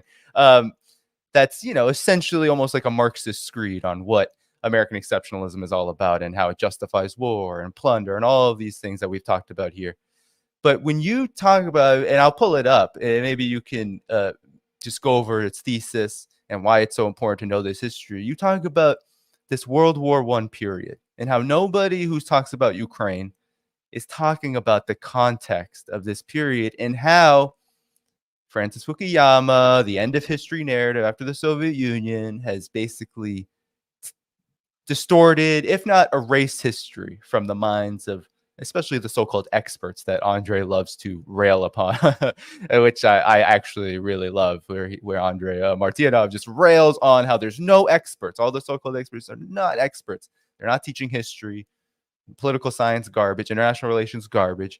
Because you talk about this article and why, if we are to understand Ukraine, we have to understand what was going on with Russia, the Soviet Union, Ukraine, Poland in this time, during World War I, the critical years, 1918, the aftermath, and how we can't really understand what's going on with Ukraine, this conflict, this proxy war, without going back here, especially in the midst of this divorce that Poland and Ukraine are going through too, because I think that has something to do with the history you speak of. But I'll kick it back to you.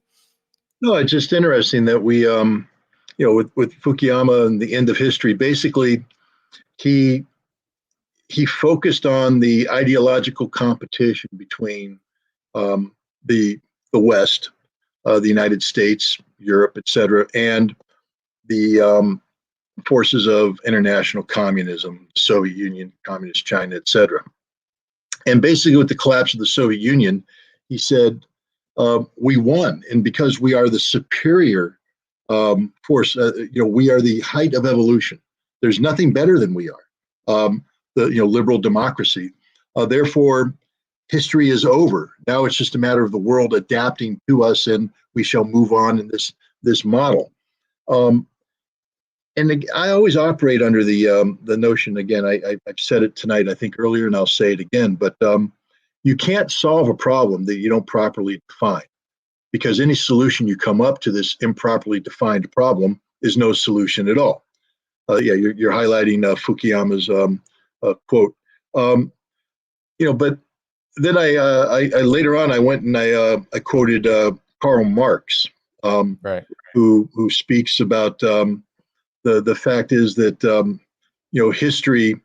I think you're there. Men make their own history. They do not make it as they please. They do not make it under self-selected circumstances, but under circumstances existing already, given and transmitted from the past. The tradition of all dead generations weighs like a nightmare on the brains of the living. And if you listen to that, what he's saying is we're prisoners of a past we don't even know. We don't even understand. It's there. And if you act like Fukuyama did in saying, no, we're simply going to define the world based upon these parameters. Well, we don't get to make it under self-selected circumstances. That's what Fukuyama did. He created a set of circumstances and said, this is the history that we're dealing with. But in the case of the issue of Ukraine, it's not, people can't sit there and say, oh, it all begins in 2014, or it all begins at the breakup of the Soviet Union in the independence of Ukraine. Man, it's so much more complicated than that. The issues that we're facing right now in Western Ukraine and in Poland, these are the same issues that existed at the end of World War I, with the collapse of the Austro-Hungarian Empire, the collapse of the Tsarist Empire, and then the rush to create national identities based upon medieval consciousness of what Lithuania was, what a greater Poland should be, etc. The struggles that we're seeing right now are the same. I mean, we talked earlier about a Western Ukrainian diaspora. Do you know that the original Western Ukrainian diaspora came from the collapse of the Western Ukrainian Republic? One did exist. It was formed out of the territory of Eastern Galicia, which was part of the Austro-Hungarian Empire, which was supposed to be part of this newly imagined Polish state, but they said they didn't want to be part of Poland. They wanted to be independent, and they eventually allied themselves with the Ukrainian Republic that was forming around Kiev. And what's interesting about that Ukrainian Republic is, as they tried to define themselves, the territories in Crimea, in Odessa, and the Donbass, which were originally identified as Ukrainians as being part of us, they voted to separate from Ukraine. Sort of what's happening today. History does repeat itself, the same trends, etc. But the Western Ukrainians joined up, but then when the Poles fought against the Soviets, again, we're talking about 1920, 1921, not 1939, 1941. When they fought their war, when the war ended, Poland was given the Western Ukrainian territories, which are Eastern Poland. This created the intermixing of Western Ukrainian populations with Polish populations and all the resentment that goes in there. And people need to understand that the Western Ukrainian populations are primarily Greek Catholic, not Eastern Russian Orthodox Catholic, two totally different churches. So when people are talking about Slavic identity, commonalities, etc. There is no commonality whatsoever between the Western Ukrainians and Russians. Ukrainians and Russians have the same basic religion, have the same history, the same culture. The Western Ukrainians have nothing in common with them whatsoever. So when you have a modern Ukrainian nation state today being shaped by notions of nationalism that are solely linked to Western Ukrainian nationalist thought, you got to go deeper than Stepan Bandera. You got to get back to Semyon Petlura. You got to get back to some of the original foundational thinkers behind Western Ukrainian nationalism and listen to what they talk about. They're the ones that talk about the necessity of racial purity, that the Western Ukrainian must be racially pure.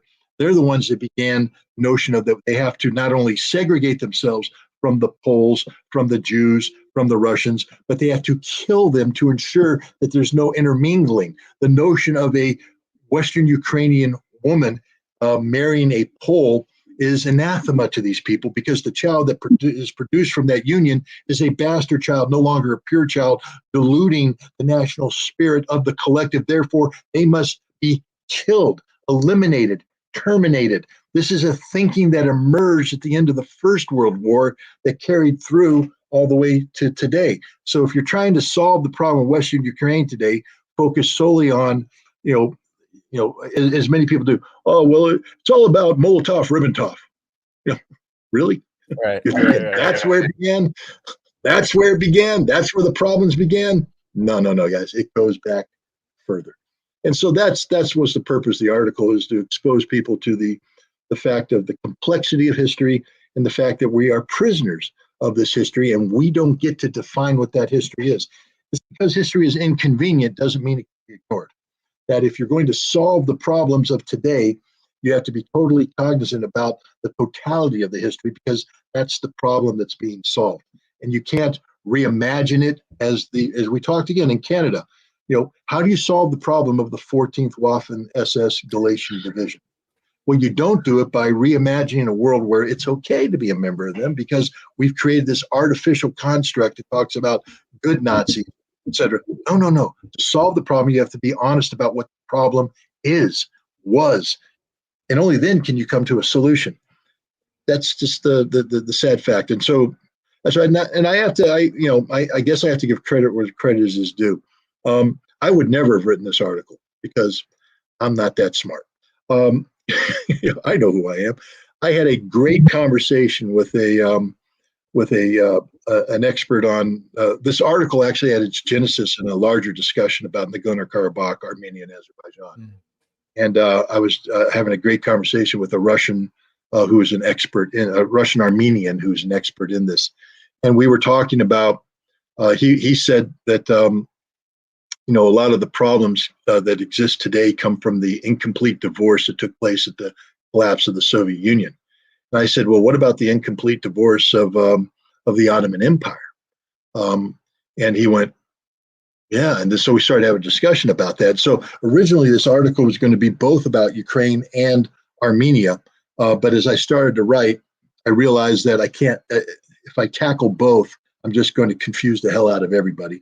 The best thing to do is to pick one. And because the Armenian issue was still evolving, meaning that I didn't have a definite problem set defined, I just went ahead and took Armenia out, focused on Ukraine, and wrote the article. But I have to give credit to the gentleman that I was talking to, because it was on the basis of the discussion I had with him that allowed my brain to be opened up to this kind of thinking. Well, I've been posting it in the chat, and everyone should go to Consortium News and read it, because and I think you made the right choice too, because you would probably have a book if you were to write about both of them. Those are very both are very complex with a lot of intricacies. But I particularly enjoyed the focus in the beginning on Fukuyama, because I don't think there's anything more damning and maybe bypass too of the end of history narrative. It truly is about ending people's understanding of history, to forward this notion that all there is now is whatever so-called Western liberal democracies say about the world, about the economy, about global developments. Whatever they say is fact, is the truth. And also it puts forward this a notion of dominance and exceptionalism and all of this. which then allows for all of those facts that you put in the article, the fact,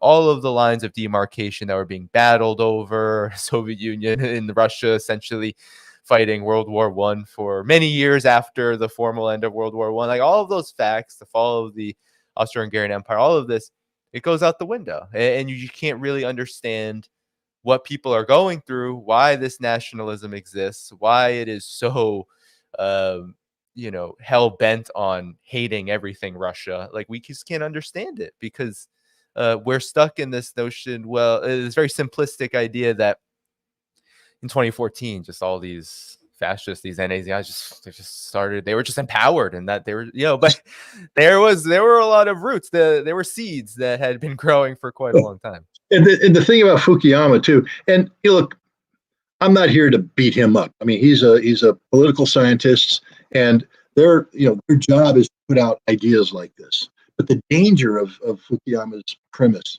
of his thesis is manifest in how it was acted on by neoconservatives. Do you remember when George W. Bush was elected president, and people talked about, we've got to talk to these people. We got to study these people, the people who oppose us around the world. And I can't remember was Donald Rumsfeld or Paul Wolfowitz or Don Bolton. One of these neoconservatives said, we don't have to worry about their reality. We have dominance in military, economic, and political fields. We will make our own reality. And that's what Fukuyama was talking about. The end of history means that we don't worry about these inconvenient facts, that we can imagine something and make it so just by the sheer will of America. Well, how did that work out for us? Because I'll tell you what, it's not the end of history. Looks like it's the end of America, at least the American empire that existed when George W. Bush was elected. That's what's changing, and it's sort of historical. It means it's history being written. That's pretty cool. Francis, what do you think about that? Yeah, no, definitely. That's definitely what's going on. And all these developments from Russia beating sanctions to China beating sanctions, and both of these countries taking leadership, this Ukraine conflict in complete and utter disarray, catastrophe for the West. All of this, it really is a reality knocking at the door and history being written. And as painful as it is, because there's a lot of pain going around because of all of this, it's also I think there's a lot of hope for a future that is not written by those so-called victors that are now seeing their victory slipping away, their dominance slipping away. So I think there is some hope out there. But with that said, Scott, I've kept you for a really long time tonight. I appreciate you taking the time. So perhaps before you go, I will link your Substack in the chat, but anything else you'd like to plug, promote, please be my guest. Well, I mean, ScottRitterExtra.com, one-stop shop for anything I write, any podcast I go on. There's no paywall. There is an ability to subscribe to my Substack, and I appreciate it if you did. I'm also in the process of making a documentary film, Waging Peace. It's designed to be sort of the antidote to Russophobia. It's one of its premises. It's premised on my trip to Russia and what I experienced there and how to bring that in. But it also brings in arms control, my experience as a former weapons inspector, the future, etc. But it's Waging Peace. Documentary movies don't make themselves. They require people, and those people oftentimes, even though many people volunteer time, the professionals that make the movie worth seeing, you got to pay them, and you got to pay them market value, and it ain't cheap. So if anybody wants to help with this movie, there's a wagingpeace.fund button in the ScottRitterExtra.com. And if you donate that money, I can guarantee you it'll be put to a good cause.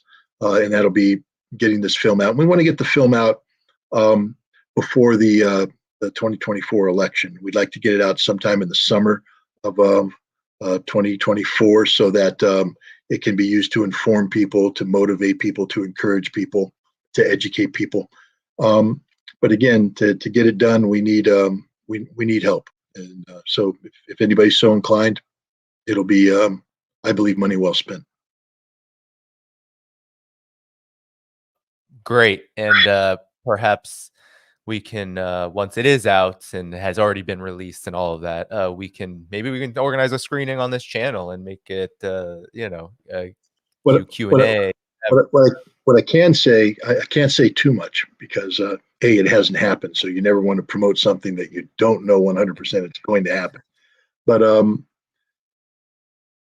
I can say that Malcolm Byrne is on board this movie as the musical director. And if you Google Malcolm Byrne, you'll see that he's a Grammy Award-winning composer and producer. He's produced, Paul Simon, Bob Dylan.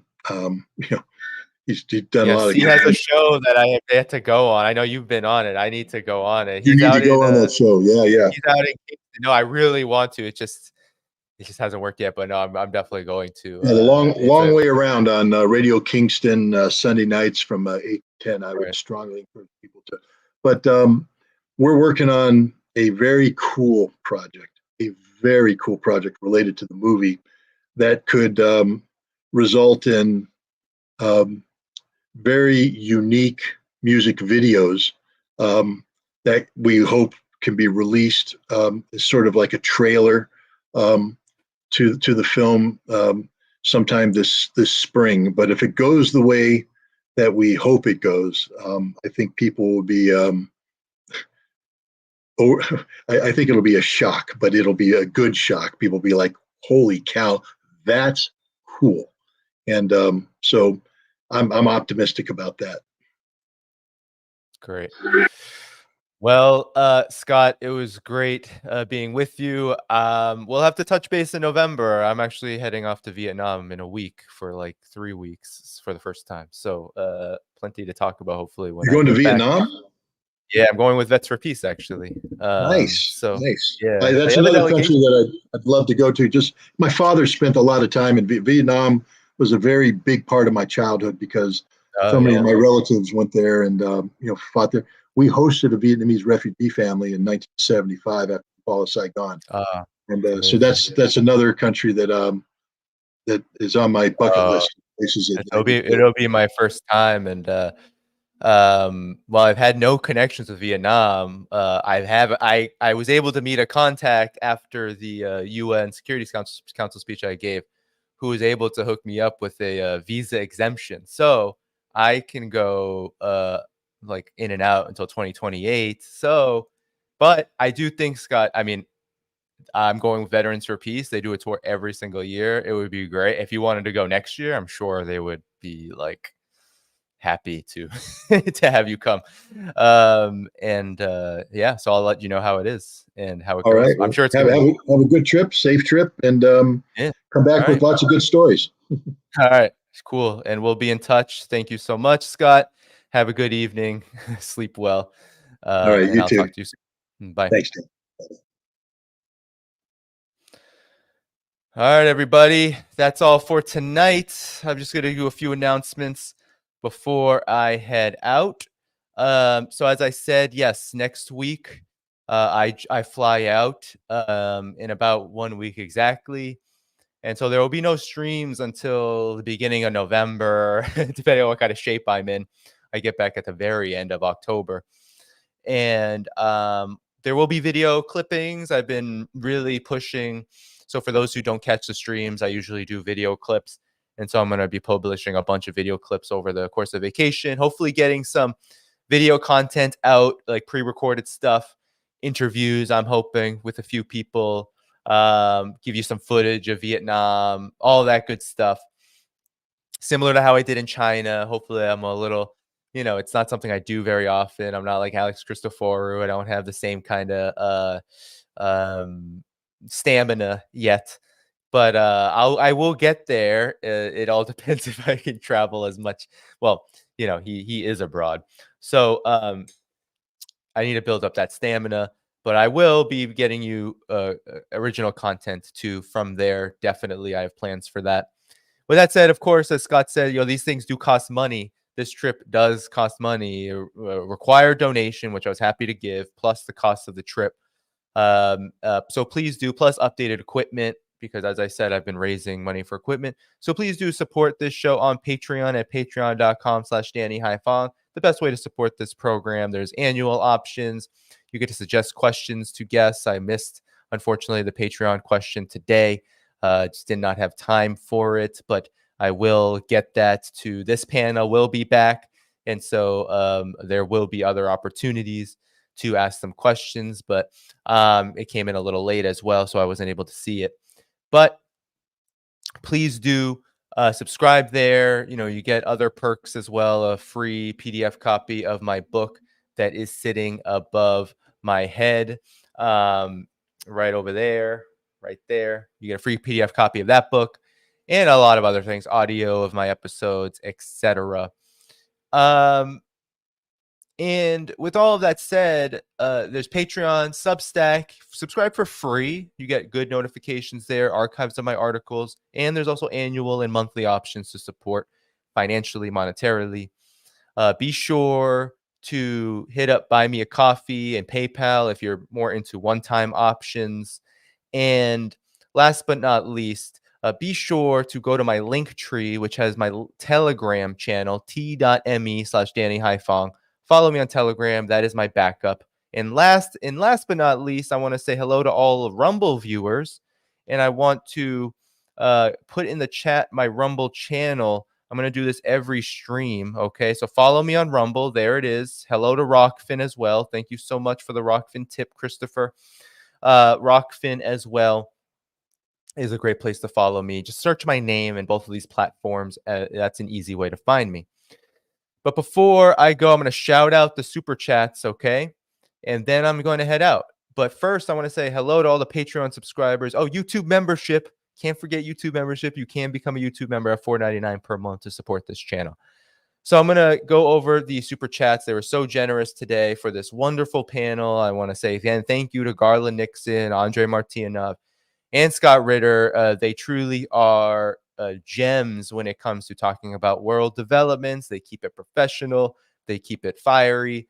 They also bring the heat when it comes to facts and analysis. And that's why I like to have the guests that I do, is because they don't just say the facts. They analyze what they mean. And that is the spirit of this channel. It's not just about reporting on the news.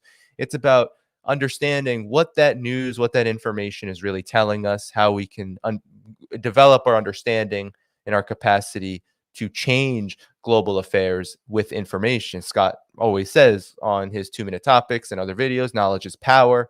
Indeed, if you have consciousness of what is going on, you are more equipped to change it. And also, if you are knowledgeable of how all of this works, you are even more so equipped to change it. So with that said, I'm going to say thank you to Mr. Z. 4 beers on me. Appreciate that. Yeah, where I live, that's more like 2.5 maybe, but all the more appreciated in this land of inflation and austerity and privatization. Skeptic says, damn, my favorite alpha males in one place. I appreciate the super chat. I don't know if I would call myself an alpha male. I don't know if I really subscribe. I mean, I get the sentiment.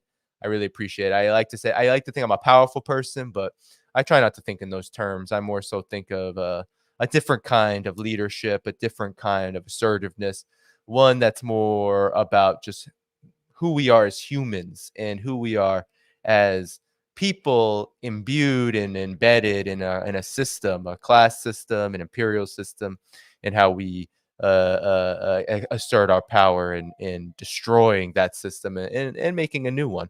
So Sparky says, Danny, what a great panel. Great bringing them together. Thanks, Sparky. Appreciate that. Wadeworth, thank you so much for that. Mr. Z, again, I witnessed Russian guys who escaped to Kazakhstan from conscription and 100% support Putin and Russia, even as basically refugees. They understand why it is necessary.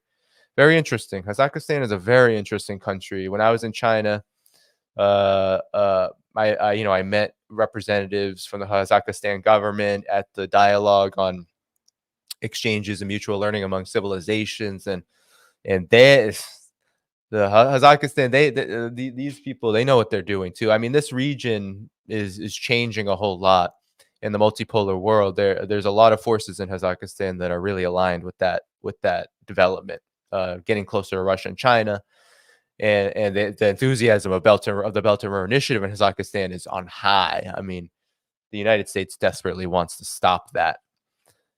So Bash Strip says the biggest fear in Europe is Slavs united. More than 500 million in Europe, and only Russia has the capacity to unite the Slavs, not to be slaves to imperialism. That is why Russia's targeted. It's more than obvious. That's definitely part of it.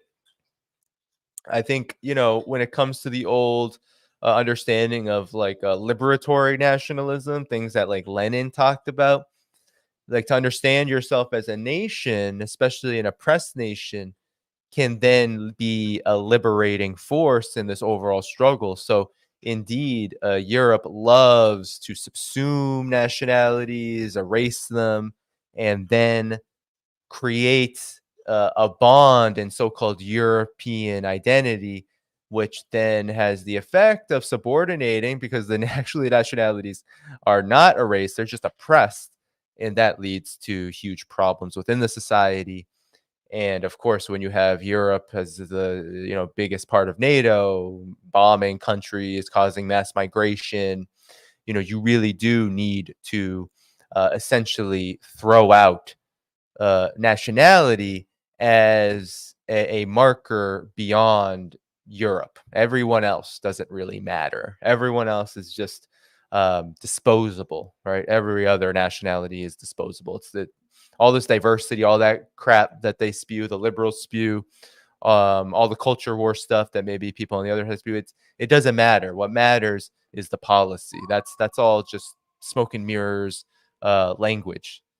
So this was a question to Andrei Martyanov. Sorry, Mehdi, I didn't get to it. Sparky said, glad to see the establishment smooth McCarthy go. U.S. needs more shakeup. Indeed. I have no tears for McCarthy. That guy is one of the worst, honestly. Mr. Z says NATO expansion operation Barbarossa 2.0. Good point. Horacio Spinelli, may Anonymous be with you. Appreciate that. Michael Cummings, thank you for that. Ramon Midnight, thank you for that. Anon Clarisson, thank you for that. Bash Script, will Russia publish video? Anyone knows? Don't know what you mean, Bash Script, but appreciate that. Anthony Wicker says, I think Putin meant what he said on the first day of the SMO, that Russia's objective was denazification, demilitarization. Collective West did not want to talk. Yeah, no, they did not want to talk. They definitely did not want to talk. There is no doubt about that. No doubt about that at all. I believe it too. Call me a Putin puppet, call me a handmaiden of the Russian government, whatever. I don't really care. The fact speaks for themselves. And I think the objective was always a genuine one. Even if you say, well, it's not a perfectly genuine one. I have many people on the left, in my family, or in my extended family. And, to say, well, Russia's not all a good guy and their motives aren't all pure. And it's not like it, especially the communists will say, it's not like it's the Soviet Union. And I say, well, I live in reality. I live in the here and now. Yes, that history is important. Yes, we shouldn't gloss over the fact that while Russia is a much better place than it was now, indeed, there are a lot of contradictions. But I say, and thank you for being a member, Anthony, by the way, I say that there are forces much bigger than what has happened in post-Soviet Russia at play, or at least from that period of 1990 to now. There are much bigger forces at play in the here and now, which means that Russia is playing a role that is much different than I think of the anti-Russian addled minds, the Cold War understanding, the oh, Russia's just full of oligarchs, it's no longer socialist mindset can really understand. We're in a period of existential crisis. We're in a period where Russia is being pushed forth as a leader of the multipolar world, a period where this conflict in Ukraine is about destroying Russia, fulfilling the Wolfowitz doctrine. It is about empowering and emboldening these forces. If Canada, if all that has happened since the start of the special military operation has not confirmed that for us, then you're not paying attention. You're not paying attention to the fact that Russia is indeed fighting these very forces. It is trying to eradicate these Svoboda Party, C-14, Azov, all of them. It's trying to eradicate them because they are the scourge of reaction. They are the motive force of Ukrainian politics. Doesn't matter. Stop thinking about majority terms. I hate when we live in a world of a class system. We live in a completely and utterly decrepit class system where you have a tiny few people who basically own everything and everyone else has nothing. And people want to talk about, oh, well, not everyone in Ukraine is this, or not every SS Waffen did war crimes. It's like, are you kidding me? Do you think that's how the world works? Do you think that's how this system works? Stop it. It is just nightmarish to think that there are people, right? It really does. It doesn't keep me up at night necessarily because at least I'm aware of this, but it sends chills down my spine to know that there are people who are so opportunistic, who don't see the writing on the wall, and who want to not just apologize for these forces, but they want to question the motives of the singular force in this region who has the power to stop them. The singular force, and that is Russia. The singular force that has the power and also the political opportunity, the right, the relationship, right? The right, whether you talk about international law or just simple, straight up principles of what it means to struggle against imperialism and fascism. Russia is a singular force in this particular context that can do it. And you've heard Putin. He said he regretted not doing it sooner. He regretted what happened to the Donbass and not doing what he did in 2022 September, which is holding those referendums and protecting the self-determination of the Donbass republics sooner. That's the reality. And that's the only one I will subscribe to when it comes to this conflict, because unlike people who like to intellectually masturbate about these issues, I'm more concerned about the people. I'm more concerned about the people, how people here are affected by this constant super exploitation of the masses to impoverish them in order to fund this dirty war. That's what I care about. But I also care about the people of the Donbass. I also care about when an ethnic genocide is going on. I care about that. I don't want to see that happen. And I also don't want to see the consequences of NATO aiding, abetting, funding, empowering such a thing, and then the consequences of what happens if it continues to go on this path. I do not want to subscribe or to be in any way, shape, or form associated with that. I don't want to be complicit in it.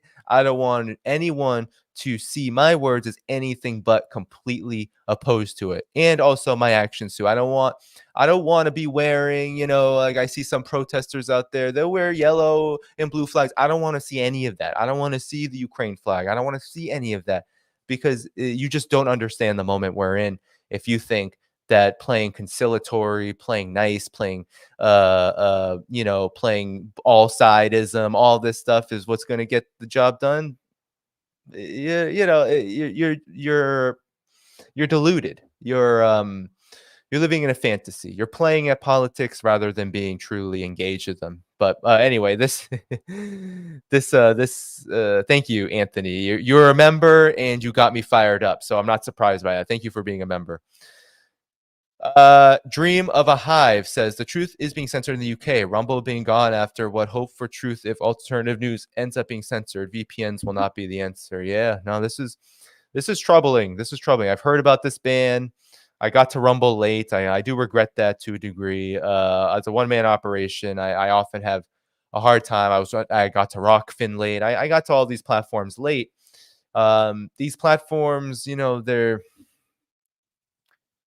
really do get suppressed and censored before they can even get started. Sparky said, "See, Danny told you Putin is a righteous man." Thank you, Sparky. Thank you. Every time I see Sparky, I think Spanky.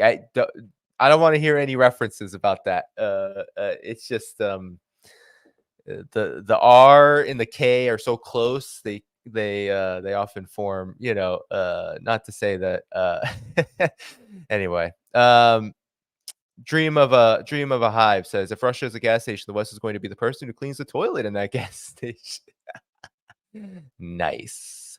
Yeah, no, I mean, that might be that's really funny and also I think very true, but it's actually I think a little worse than that.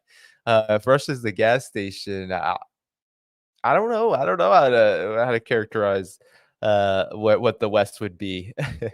But no, that's a very good analogy. Very good analogy. So TC says, thank you. Nothing, but sends me a super sticker. Farrell says, Danny, love you. Please fix Scott's audio trouble that has been haunting all of us for over a year. That's an interesting idea. I want you look. I am, Scott's been on the show many times. I don't care about the detractors. I am impressed by the guy. I'm impressed by where he's come from, his background, how he talks about things, his understanding of world politics, how obviously, I mean, I didn't know him before the special military operation, obviously, but it's quite clear that he, like, I hope all of us has grown a lot, changed a lot. And there's I tend to be, from the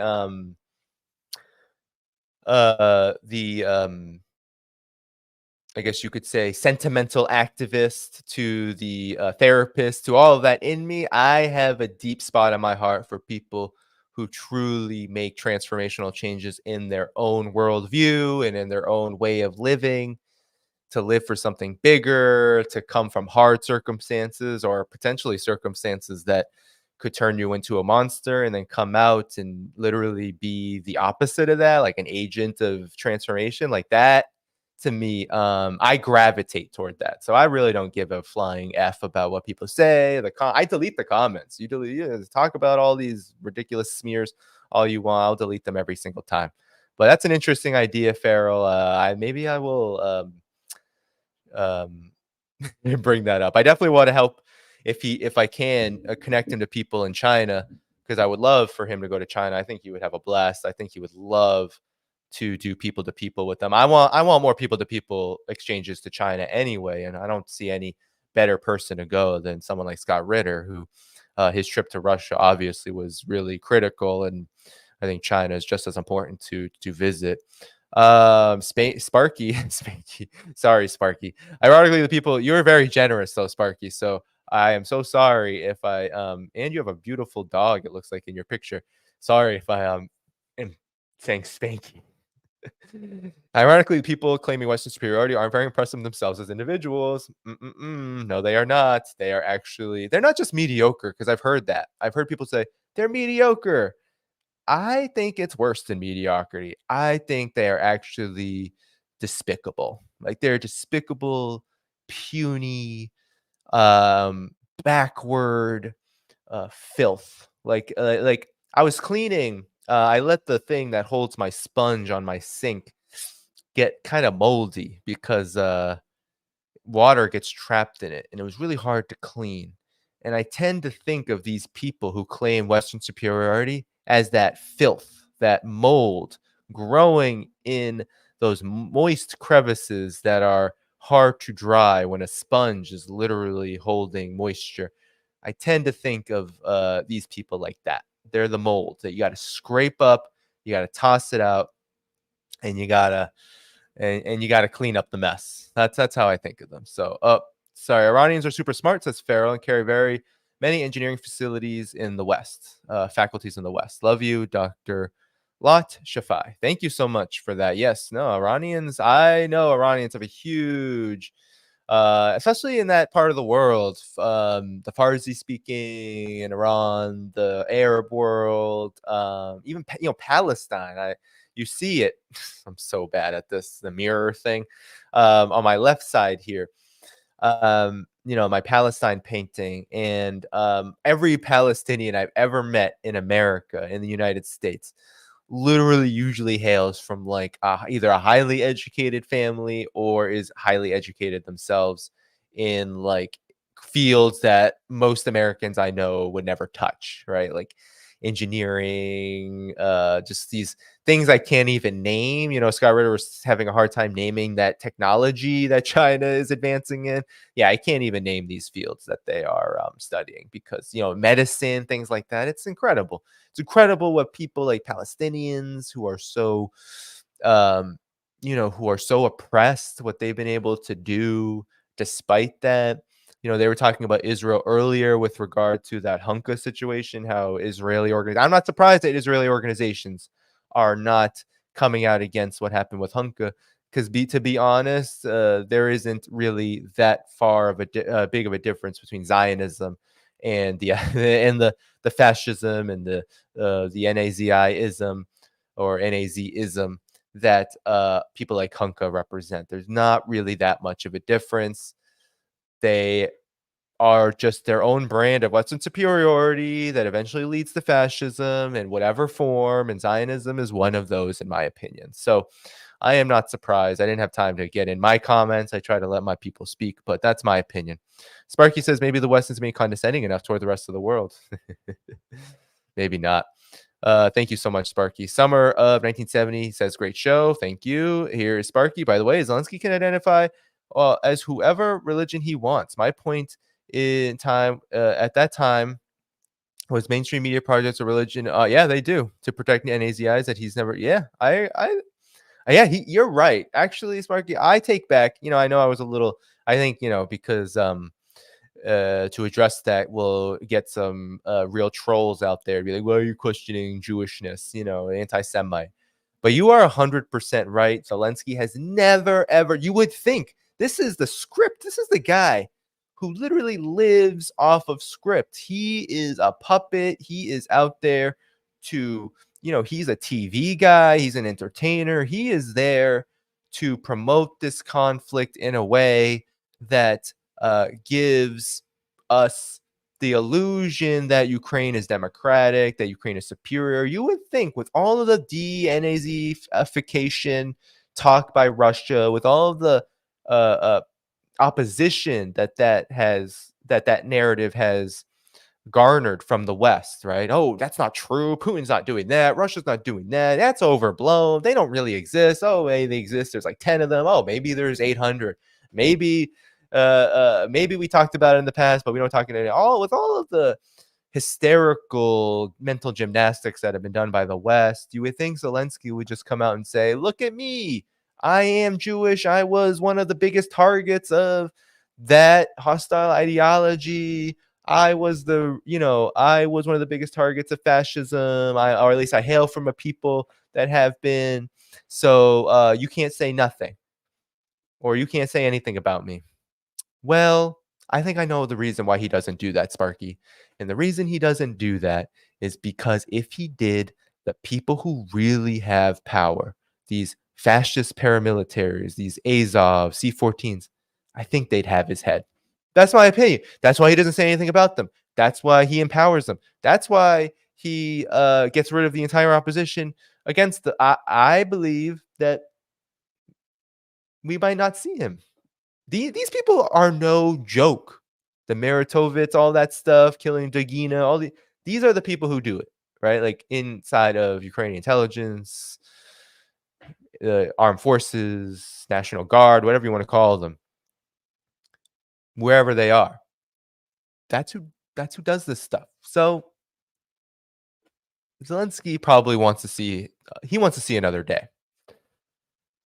Danny says, buy beer for Scott. He's a national treasure. Yeah, no, I definitely need to do way more than that. I'm actually going to send him an email after this because I think the least I can do is if he wants to go to China, if I have connections, he's willing to go. I'd love to see him go to Vietnam. Hell, I'll go to Vietnam again. I know I am. I have a visa exemption until 2028 now, which is really baller. I gotta say, I'm giddy because I'm also Vietnamese, and the only reason you get it is because I have a on one side of my family, I have someone, my mother was born there. So I never even thought about getting it, and then somebody helped me, actually. So I want to say thank you to that person. I won't out their name or who they are or how they did it. Just going to say thank you so much for helping out a friend. And then Sparky says again, the dog is Sparky. He was a half border collie, half Chihuahua. He lives 16 years old. A really smart. Ah, Sparky. Well, rest in power to Sparky. It's actually, you know, every time I like think about that, like I'm like, oh man, my dog. You know, I never want to see my dog succumb to the realities of mortality. But you know, I know it happens, and sorry for your loss. That must have been hard.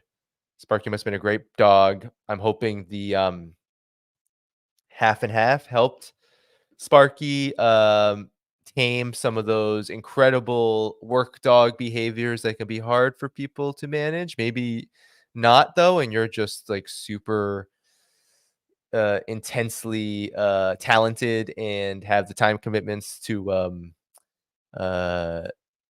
with border collies. If so, salute to you. Or hopefully Sparky had a little bit of because Sparky was a mix. You know, I hope that you had a wonderful time with Sparky. So anyway, very generous of you, Sparky. So salute to you and your dog. All right. That's it.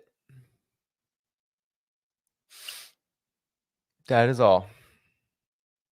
All right. You guys, I will be I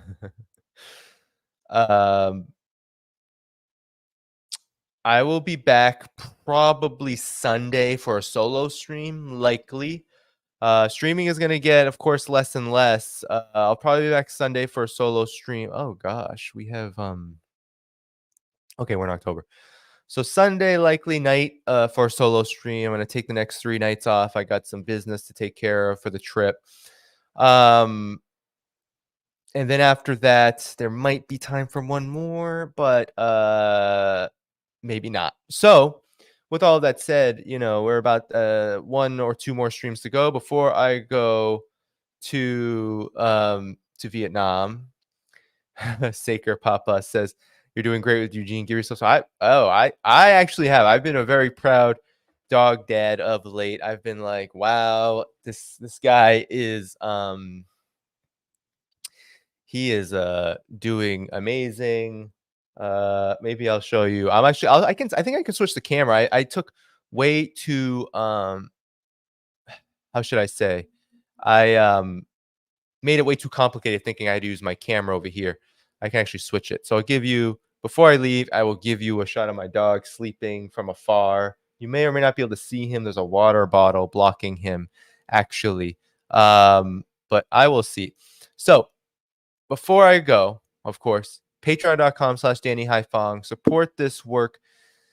You help sustain this channel. You helped it grow so much. And as I expand and grow the channel in terms of technology, going on trips like going to Vietnam, telling you the perspective of Vietnam geopolitically, historically, what we need to know about Asia. Asia is a huge focus of mine because I do focus so much on China, but also it is really the flashpoint for the end of U.S. unipolar domination.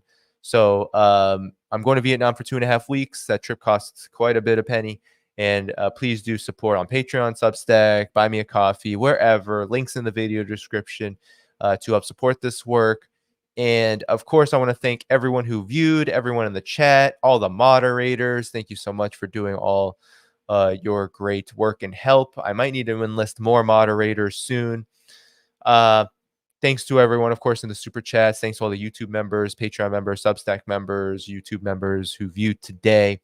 With that said, everybody, let me see if I can do this. Let me change my camera and see if I can actually give you just a quick little thing of my dog. So I need to actually put this water somewhere. I have a very small setup here. Hold on 1 second. All right, I'm going to change it to the camera on my computer. Let's see how that looks. Let's probably gonna look ugly. Oh, look at that. You see me? Let me see if I can. All right, let me take this out. You see, you're getting the inside the studio version here. So let me see if I can twist this around. There he is. There he is. I wish I could zoom in, but there's the doggy. He's sleeping. He does that basically either there or there. You can see his bed, kind of. There's his bed. All right. Anyway, there he is. That's it, everybody. I'm out of here. Let me turn the camera back on. All right. There you go. He is done. He's done for the night. That's him basically after 6 p.m. People want me to get closer. Unfortunately, I got this set up that won't actually no, I can't actually. I might be able to actually. Hold on one second. You want me to get closer? All right, here we go. I know what to do. I'm going to unplug the mic. The mic is going to get real ugly because I'm going to go to my AirPods, okay?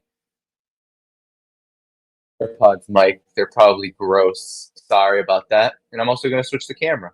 And you'll get a close-up view. And then I can just end it from there. All right, here we go. I'm on.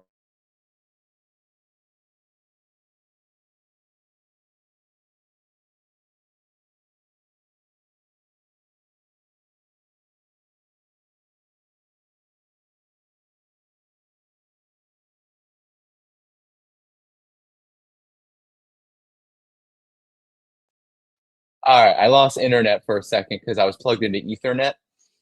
So here, hey, this is actually a good little practice for Vietnam. Except I'm not going to have my laptop. I'll just have my phone. So my dog actually hates when I bring a big object in front of him. You might understand that.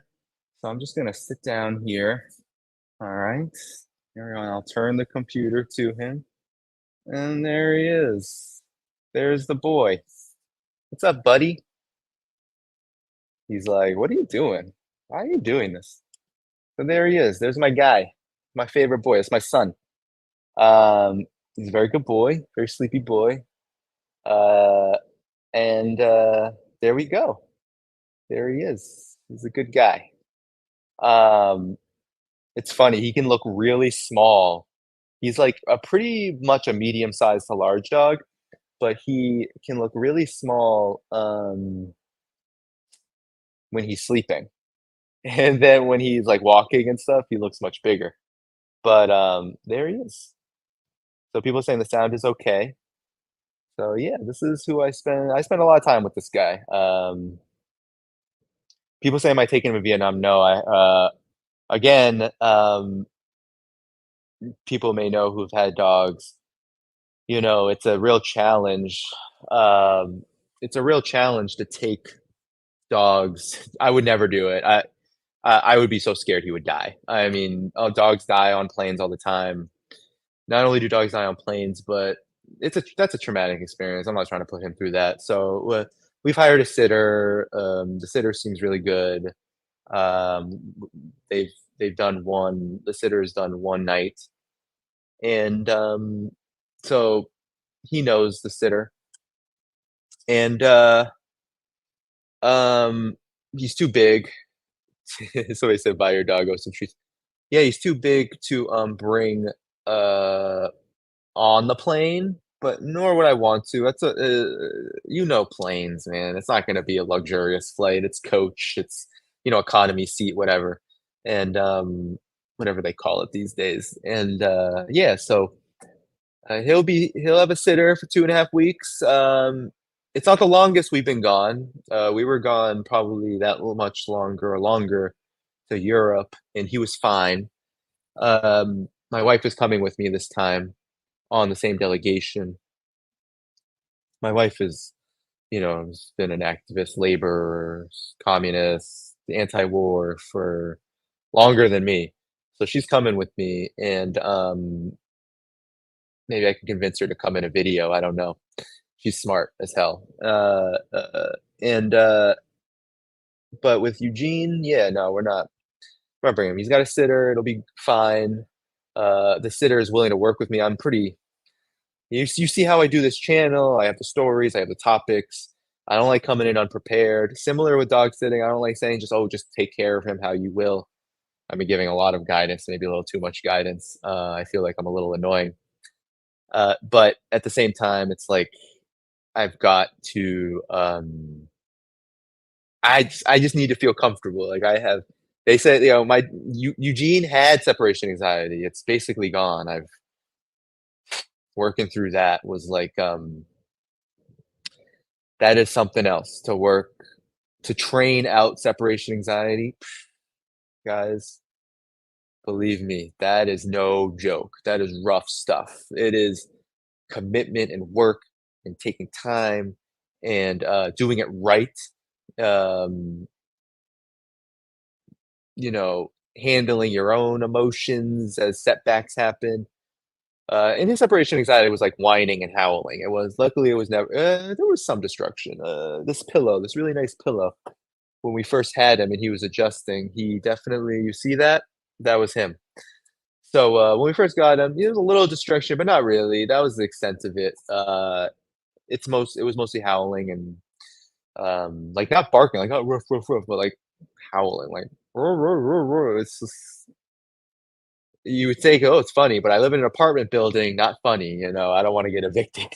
There are tenants here in my building who like call the police for a lot less, and I just do not want to deal with that. So I was like, got to train this out. 6 to 12. That was like 6 to 12 months of, woof, I gotta say, like rough work. And there's still some imbalances because my wife works overnight. I'm telling you a lot. Welcome to my peanut gallery, my soapbox. But I still, my wife works overnight, so she has a harder time training through the separation anxiety. So she's a little more anxious. He's anxious, a little more anxious with her when she leaves. But with me, I leave him as long as he's walked and he's been fed on his schedule. Like he just basically sleeps when I'm gone. Sleeps, lies down, chills out, whatever.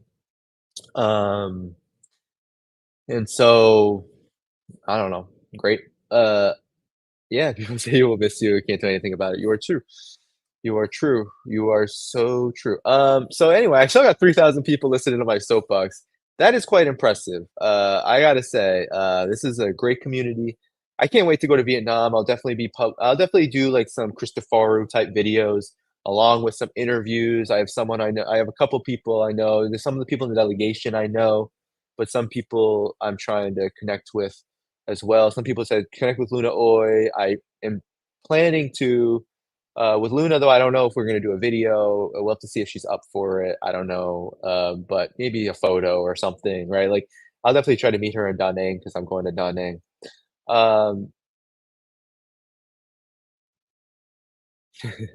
How is his nose? The Saker says, does he use his nose a lot? Yeah, he uses his nose. He's a sniffer. Like, I try to give him ample sniff time outside because all the trainers say that sniffing is really good for dogs, stimulating, it's mentally exhausting. So I give him ample sniff time, supplement it with I supplement sniff time with the training time. Like I integrate both. The walks are kind of like, a combination of me proofing like recall on leash because I live in the city, so I'm not going to recall. I'm not going to take my dog. Even if Eugene had 100% recall, I don't have the trust in my city life here to be like, oh yeah, let me put my dog in a situation where who knows what's going to come around that corner. Who knows what other people's dogs are like? And plus, it's not legal. I'm not trying to deal with the NYPD. My dog is part pit bull. I'm not trying to, and some people are scared of this guy, seriously. But some people are because there's all kinds of stigma. They look at him, they look at his snout, they look at that line, they look at this head. And then when he's walking, his body is decent size. They look at him and they're like, ooh, that's kind of scary. So I'm not trying to deal with all that, get into some unnecessary situation, put him in a situation where he won't succeed. So he's always on leash or a long leash. I have long leashes. And, you know, try not to bother anyone else, try to be respectful. Like, dogs are our problems and our joys for us. Like, we don't need to be like too. I can go on my soapbox forever and ever. I could be on here till midnight my time, talking about how annoyed I get at people who just like push their dogs into my dog, who like don't give space in the small city, who uh, don't pay attention to their dog's needs, always on the phone, always texting. It's like, yo, it's like 20, 30 minutes out of the day. Like, I have a phone problem. I go on streams. I'm in front of screens a lot. Not when I'm walking my dog. Like, come on, man. It's like, do you do that on dates? Do you do that when you're with friends? Some people with friends do that, but like, I try not to do that. Anyway, so shouldn't do it with your dog. I'm getting on my high horse here. But anyway, all right, guys. That's it for me. It's been great. This is great. 3,000 viewers still here. Me talking about my dog. I've been flirting. I have not yet gotten the time yet to implement because I'm always planning a trip lately, and so it's hard to try to build out kind of like fun little things for this community. But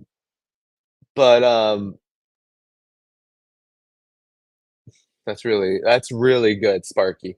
That's really good. Dogs love being walked. Sniffing fire hydrants is their internet. Yeah, fire hydrants, grass, scents, any scents. Although I try to keep him away from the poop in case his nose. He never eats or does any of that. But like, you know, I don't like my dog's nose getting close to other dogs. You know, shit. That's where I draw the line. And pee too. It's like I don't know where that pee's been. Rat urine where I live is not safe, so I try to be careful, but I let them sniff like all the time. It is true. It is their internet. It's how they gather information. It's how they understand their environment. It is really good.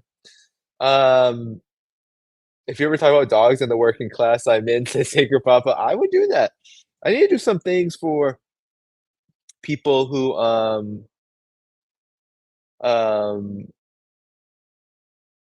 I you know, who are interested in some other things that I'm interested in too. I think, you know, I need to take an exam because I'm a therapist and I have to get another level of licensure. So once that's over this winter, it's a whole big pain in the behind. I'm going to try to get that because unfortunately I'm still supplementing. I can't do this quite full time just yet. That's why I asked for support. But I do hope to roll out more things when that's done. So hopefully spring of next year, I can do some fun. Like, I would love to go outside, do live streams with my phone. I have the equipment now. I don't know if the internet will hold up. I don't know how that works. Like some fun streams, some maybe even exclusive streams for paid members here and there, doing stuff like that. Pre-recorded videos, kind of like Alex Christoforou outside of my neighborhood. Things like that. Talking about dogs. Yeah, I can talk about dogs in working class. That's a big topic. People are really loving the dog talk. All right, everyone. I should go though, because I do have one more thing to do before I head to bed tonight with regard to this work. So with that said, you all have been lovely. Thanks for joining me on my soapbox. Maybe I'll do this more at the end of streams. Let me take out this comment. Just so it gives you some. Oh, someone says you can buy a signal booster. Yeah, I might do that because, you know, data just doesn't hold up with streaming. I might need to do that. A signal booster. That's a good. Oh, Joanna says she's in a LCSW. Hey, welcome. That will be me. Hopefully,